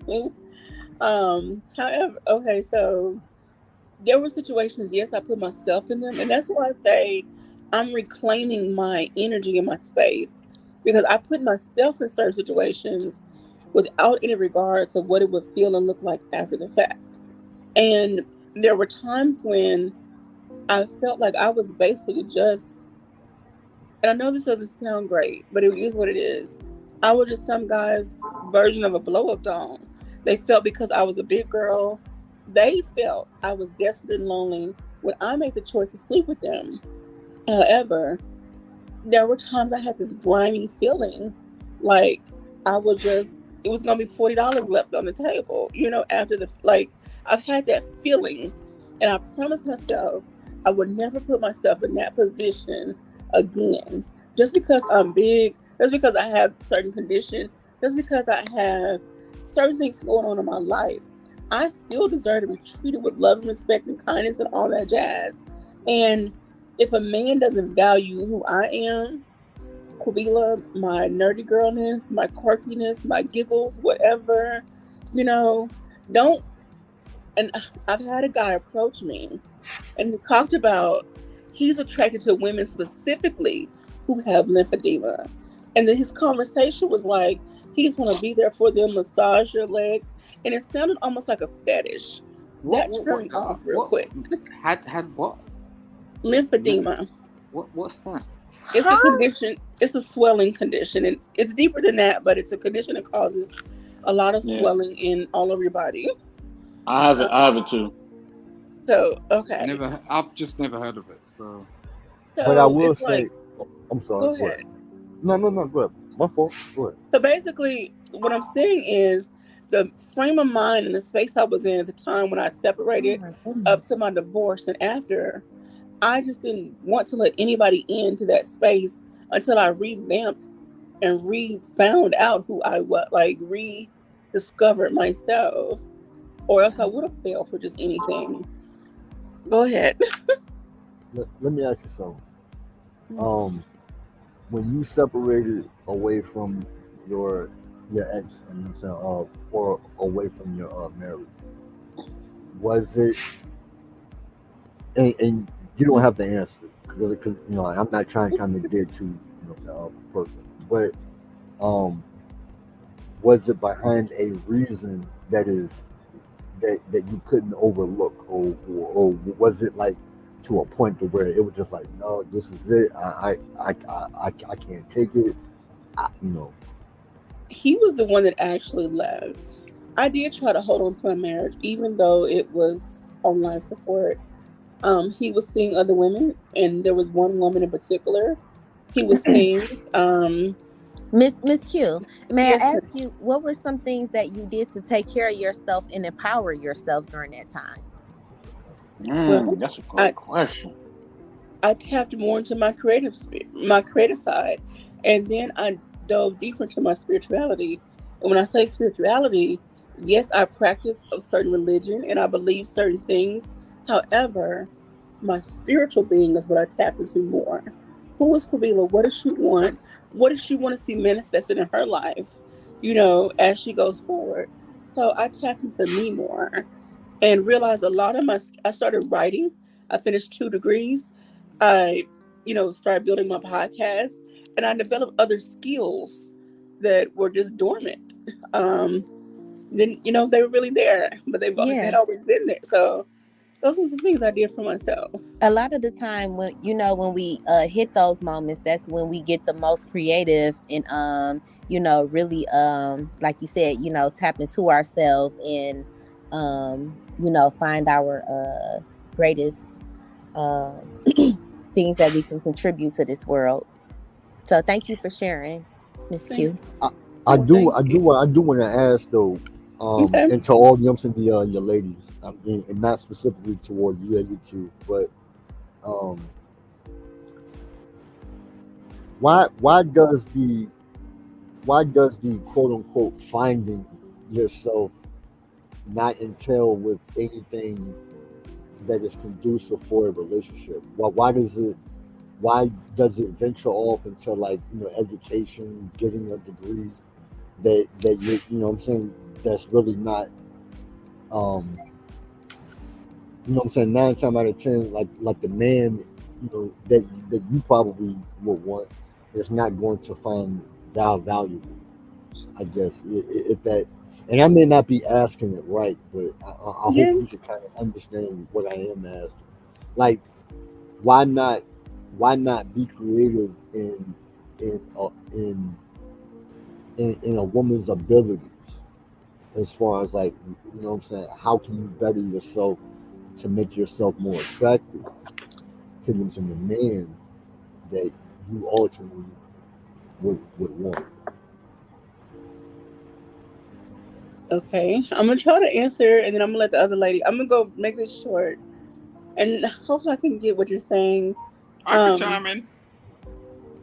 he said, "Ladies, Simon." Go Love to be ahead. a lady. I'll make this real short, and then let the queens come in. Okay. I was married for 13 years, and we were together for 10 of those years, and I started losing a piece of me. 2000, we got married in 05.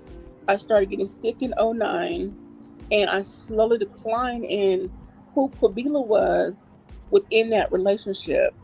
I wasn't writing. I wasn't doing anything creative. I wasn't doing any community service. I wasn't doing anything because part of my life had been stripped away from me. I wasn't able to work outside the home. A lot of things were happening. My son was having issues in school. Anyway, it was like a storm happening within my home. And so I lost me trying to hold all these pieces together. I didn't put me first in any scenario. So once we separated, it's like the light coming on in the dark room. Okay, now I could do some self-discovery and figure out who I am and I'm become the woman talking. I need to be I'm for the next man. I'm talking about before y'all. You know what I'm saying? Departed ways. Like for example, did your did your ex? You know what I'm saying? At times when you might confide in your ex, was he there? You know what I'm saying? You know, when you might ask him like, "Yo, babe, look, you know I need to lose weight. Would you help me with this? Or I want to eat a little bit, you know what I'm saying? Uh, healthier to help, you know, my overall general sense of health. What, was he there to assist you? Was he there to help you? Did he even offer that? Is what I'm asking. Or do you think that if you would have led with that, would that have helped you, as you say, when you had lost yourself, or when you lost a piece of yourself? For our marriage, it was already on life support probably by year 5. His body was at home with me, but his mind and heart was already somewhere else. He had multiple women he was dealing with. He was a truck driver. And so he was able to go back to these cities that he met these women in his past before we even got together. So our marriage it was a marriage on paper. So yes, he was supportive at times. And where I said I lost myself because this condition took over my life. Hospitalization, surgeries, all that jazz. It's a lot. Like lymphedema is a lot. And I have stories on my YouTube channel about that. But anyway, yeah, he was supportive to a degree, but his heart and soul was already gone to this other woman. So like, it doesn't matter if I found myself or not. Even when I tried to be a better wife, when I found out he first cheated, he didn't appreciate it. So it's like we were already on the decline. So, Let but me ask anyway, you. Let me ask you this. When when he proposed to ask for your hand in marriage, was it was it elaborate in his method, or what was it like? Hey, let's just go down to the courthouse and get married. You know what I'm saying? Or like, did it seem like it was like thought out? Like he actually put time. You know what I'm saying? I mean, it wasn't an elaborate proposal. However, it was something we had discussed. Like, we dated for a whole year before we got married. So it wasn't something we just rushed into. We'll put it like that. And in the beginning, we both felt we were ready to get married. I will say this. I own my part in it all. I went into marriage with rose-colored glasses. I had this fairy tale idea of what marriage was. And anyway, I have whole stories on my podcast, about Right. that. So you should though. To be fair, like there's a whole bunch of niggas out here that just ain't holding up women. To be fair, that's what it is, and that's the The, problem. the Like, reason why I asked that though, my fault, son. But the reason why I asked that though, and I hope what I'm saying, the other of your ladies can actually hear what I'm getting ready to say, right? I Um, appreciate that, bro. y'all have heard me being vocal about men and women being different, right? And I've told you, what I'm saying, a while back. I was like, I don't know if you can recall, but I said I was like, women need to judge men based upon character first. Character first. Like that is, I really can't, Agreed, brother Razik. I really can't emphasize that more. Like, what I'm saying? Because It's the guy who is going to approach or may look, what I'm saying, glamour and kind of like, glitzy in of a sense. You might be like, damn, like he dresses nice or his teeth is nice or he's well groomed and even as the Bible would describe, what I'm saying, wolves come in sheep's, what I'm saying? So, yo, and I think yo, and I think character is something that you can't hide. So, yo. but go ahead. Could I'll just say something real quick, and then I'm gonna bounce because it's like what he said right there is very, very important. But the difference is getting to a point where that's a whole lesson. It's a whole lesson. Like us just speaking about it on a platform is one thing, and we've got minutes. But give this dude 2 hours in a community setting with some women, maybe he could explain that and break it down a bit better so that they understand what exactly that means. Because that's what it takes. Like the thing that we do on these platforms is we have minutes, seconds to try and get something through. And we don't agree with each other all the time. I know you don't agree with me. I'm just saying what he said, I'm not in that place. So he could be in that place and he can speak to them women. That's what it takes. Give yourself that opportunity to understand the literature and the word that's coming out of people that are actually experienced and actually understand what the hell is going on. And not just put it on these YouTube streets. Go out there. And talk to people in real time. Yeah, talk to real people. Like real people. That's what I do. I mean, that's my job. Like, so it's like I could talk all day, like in terms of out here, but there's a different type of level. Like when you're communicating with when you're communicating with intellectuals, we can have talks all day long. But there's the other part where it's like, okay, you're saying this, take that part and deliver it, then come back and then talk about it. May I ask everyone on the panel, what boundary will you all set tomorrow? And I know that may take some time, so it's okay for everyone to take a few seconds to think They ain't gonna about take it. no time with me. I ain't fucking with bitches. Like, all right. It's as simple as that. Lord help us. All right, hey, look. Hey, peace. In the meantime, while I'm thinking about an answer, I do want to ask all the other ladies, something as well. In either in a current relationship or one that you may have had in the past, or one that you may are looking forward to moving forward. What would you say is more important in a relationship? The relationship or yourself? The relationship. Why? Because I have enough of myself. I'm a selfless person. So my relationships in my life are important to me.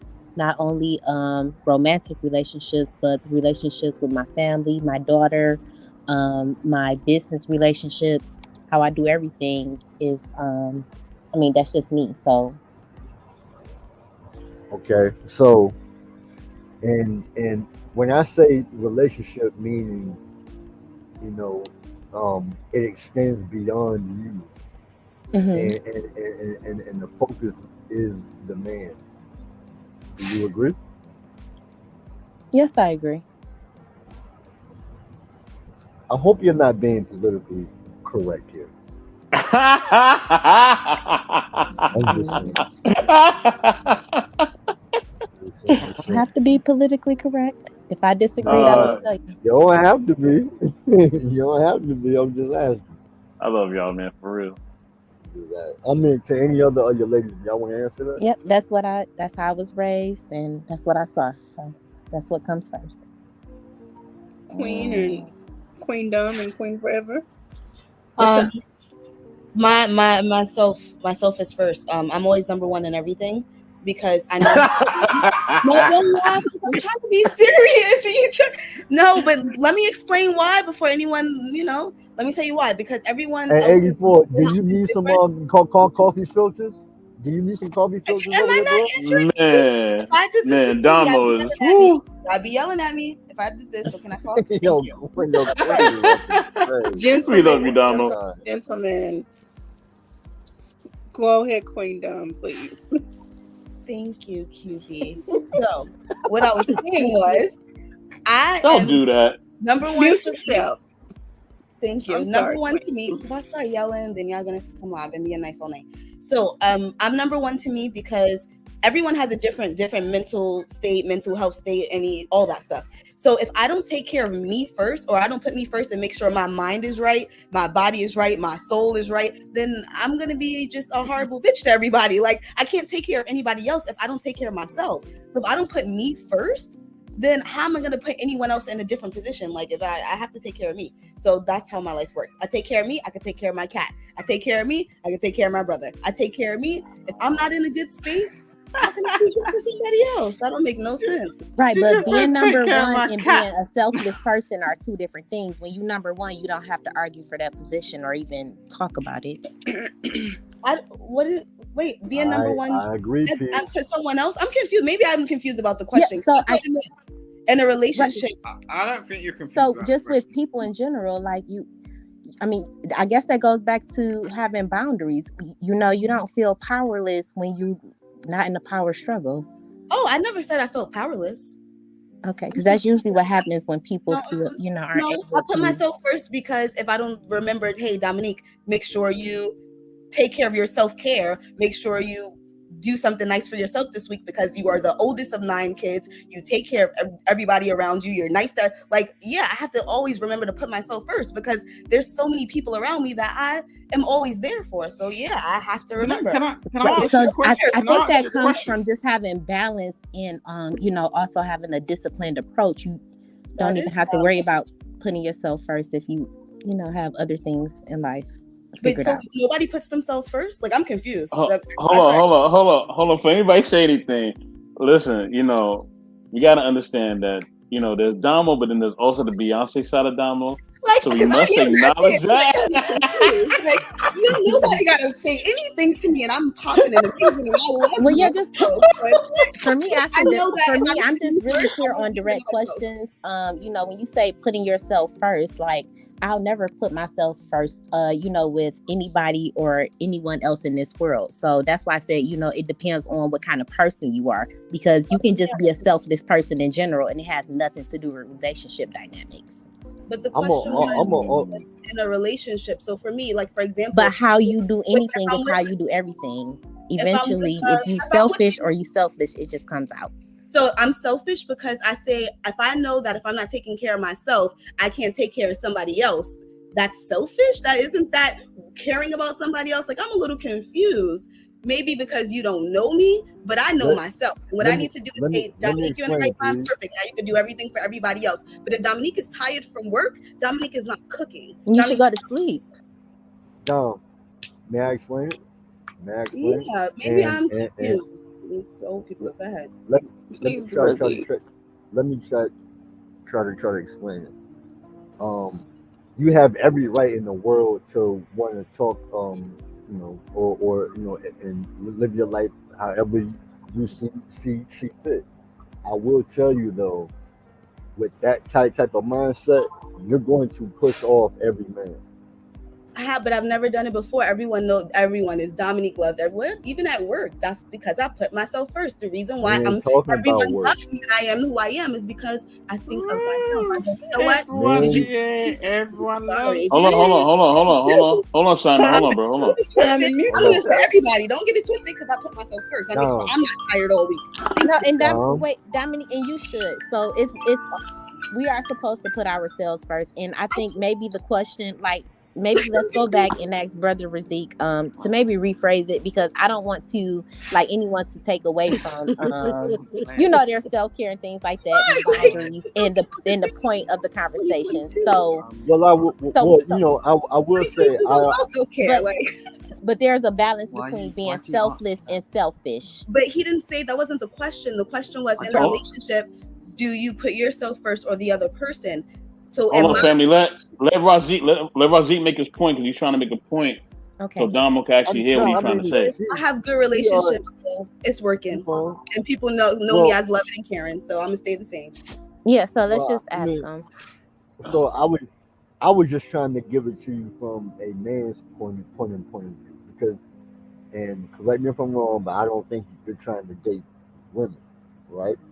I date both.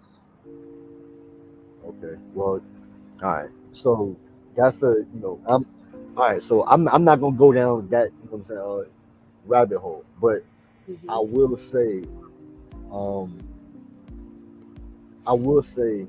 the man, and it may not be your current guy. You know what I'm saying? And I'm not going to assume anything, but if you are not married, you know what I'm saying, with that type of mindset, you're going to push your man away. Because Can I ask you how? What is it that I would be doing? I'm That explaining.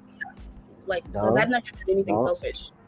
No, I'm going to explain it, but I can't. But I'm not going to talk over you.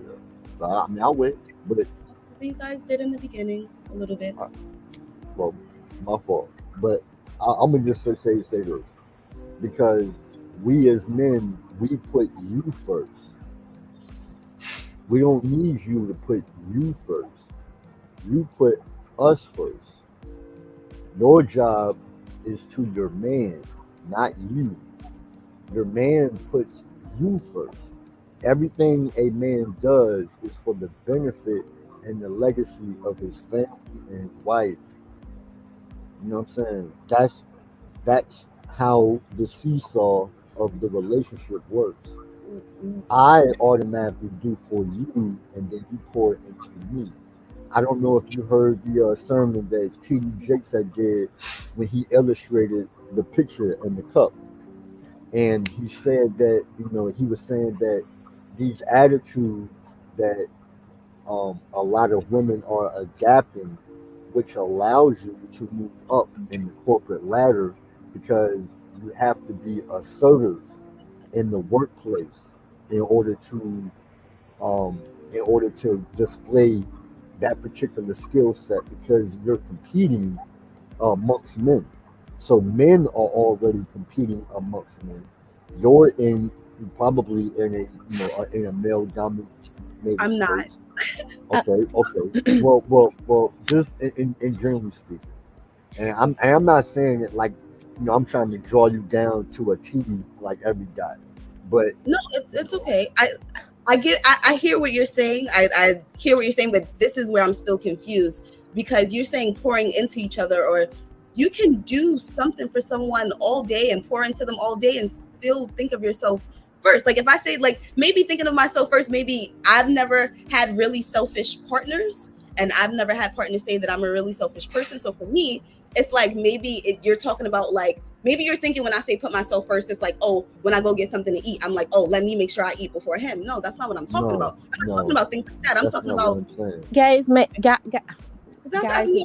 I've always heard of make sure you take care of. You can't take care of anyone else if you don't take care of you. That's what I've always been told. You can't take care of anyone else. That applies to men that applies to men, which is Guys, why may I men interject? I are just want to say that also applies to good. like even with our family and friends.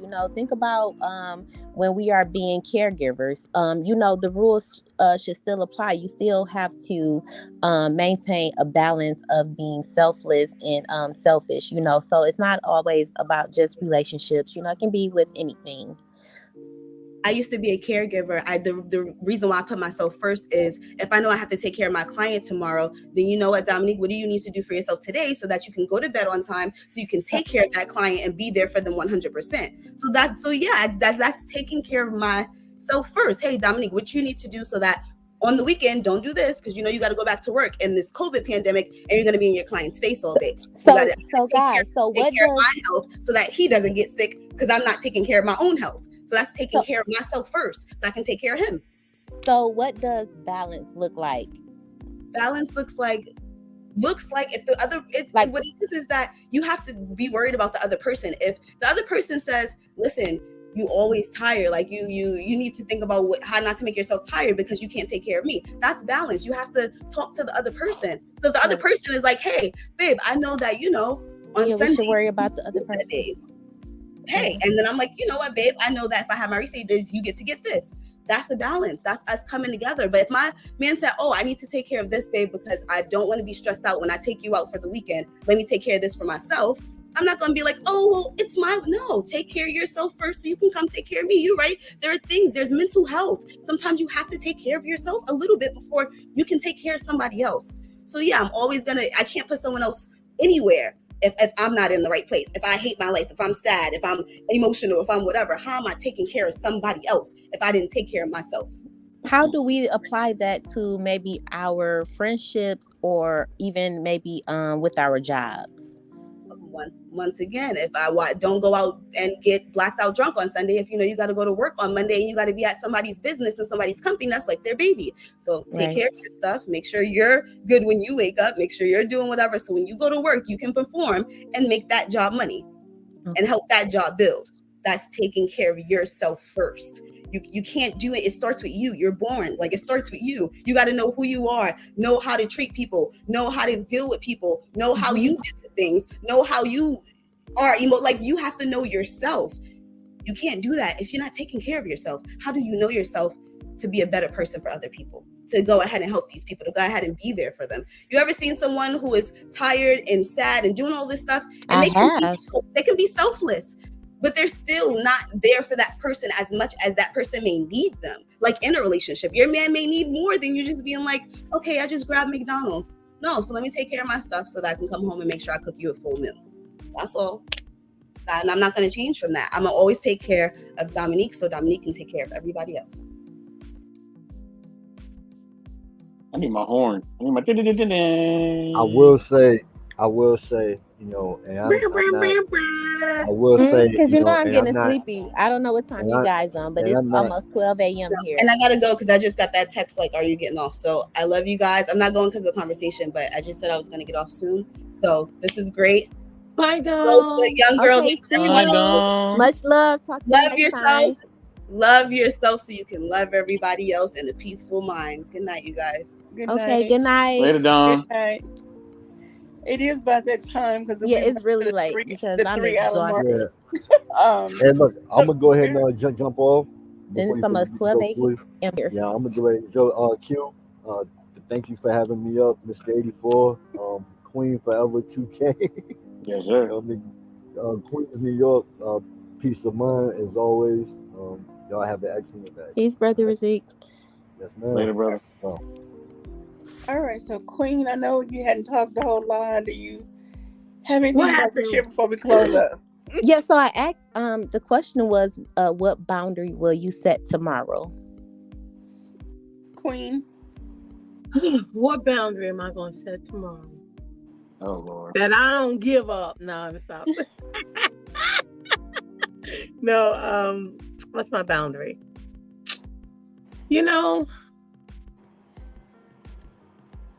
Focus on me.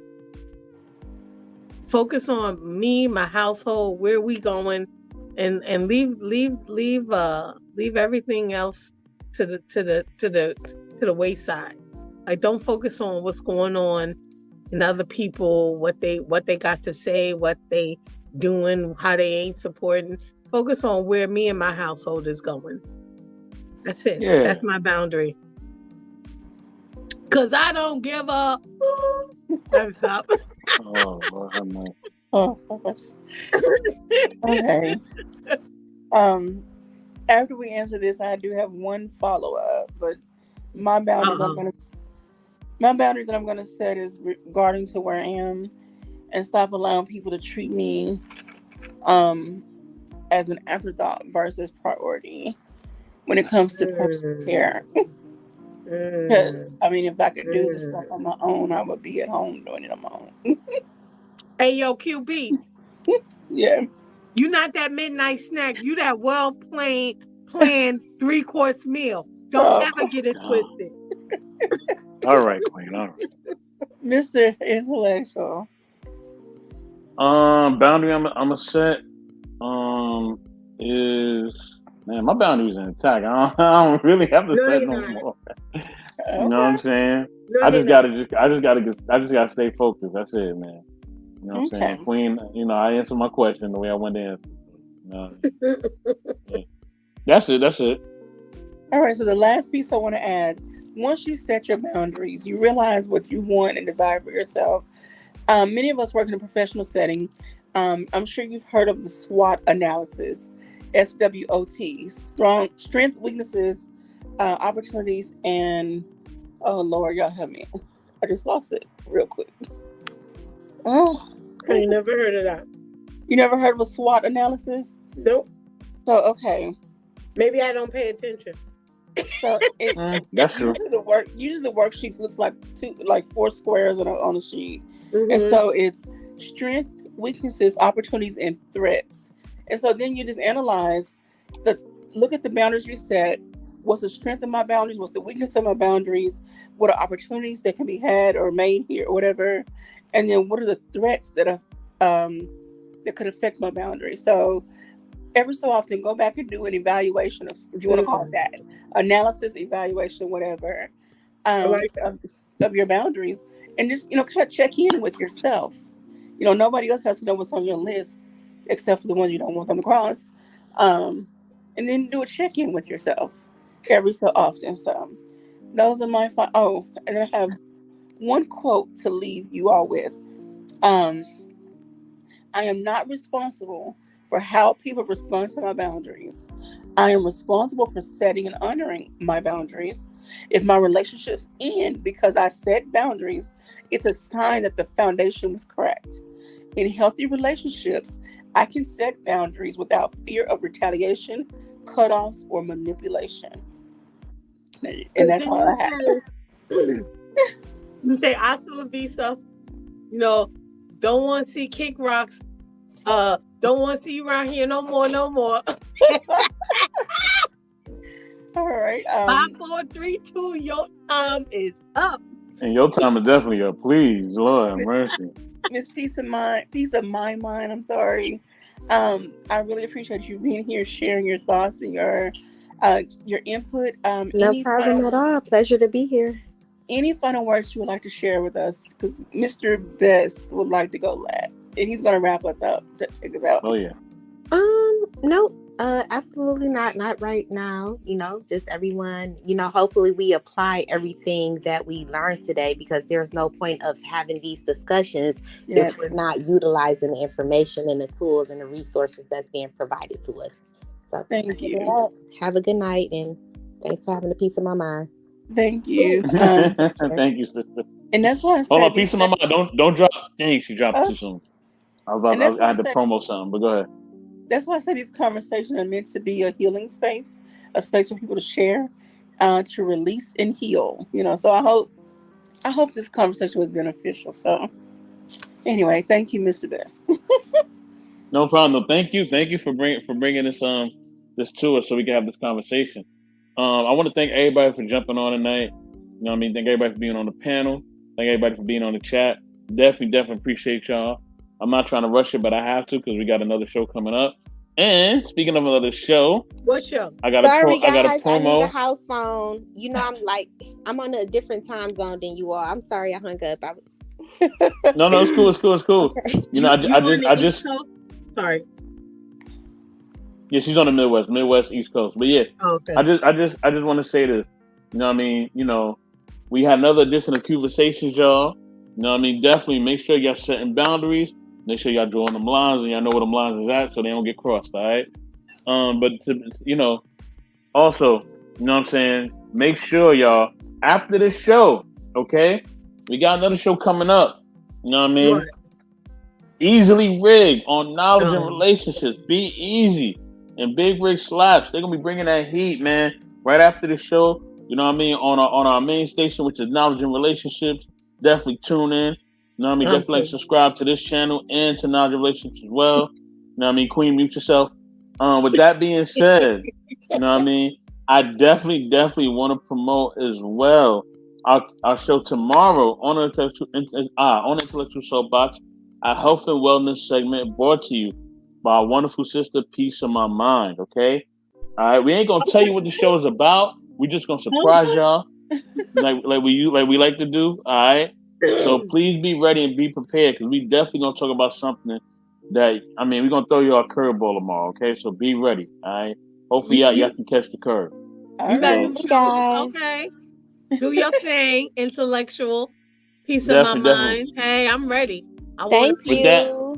I I'm hope with tuning that in. being said, y'all, I'm gonna close out. You know what I'm saying? Definitely, you know, like I said, much love to everybody who jumped on the panel. Much love to everybody in the chat. You know what I'm saying? And as I said before, make sure you're drawing them lines and setting them boundaries correctly so things don't get crossed or mixed up. Much love to y'all. Peace out.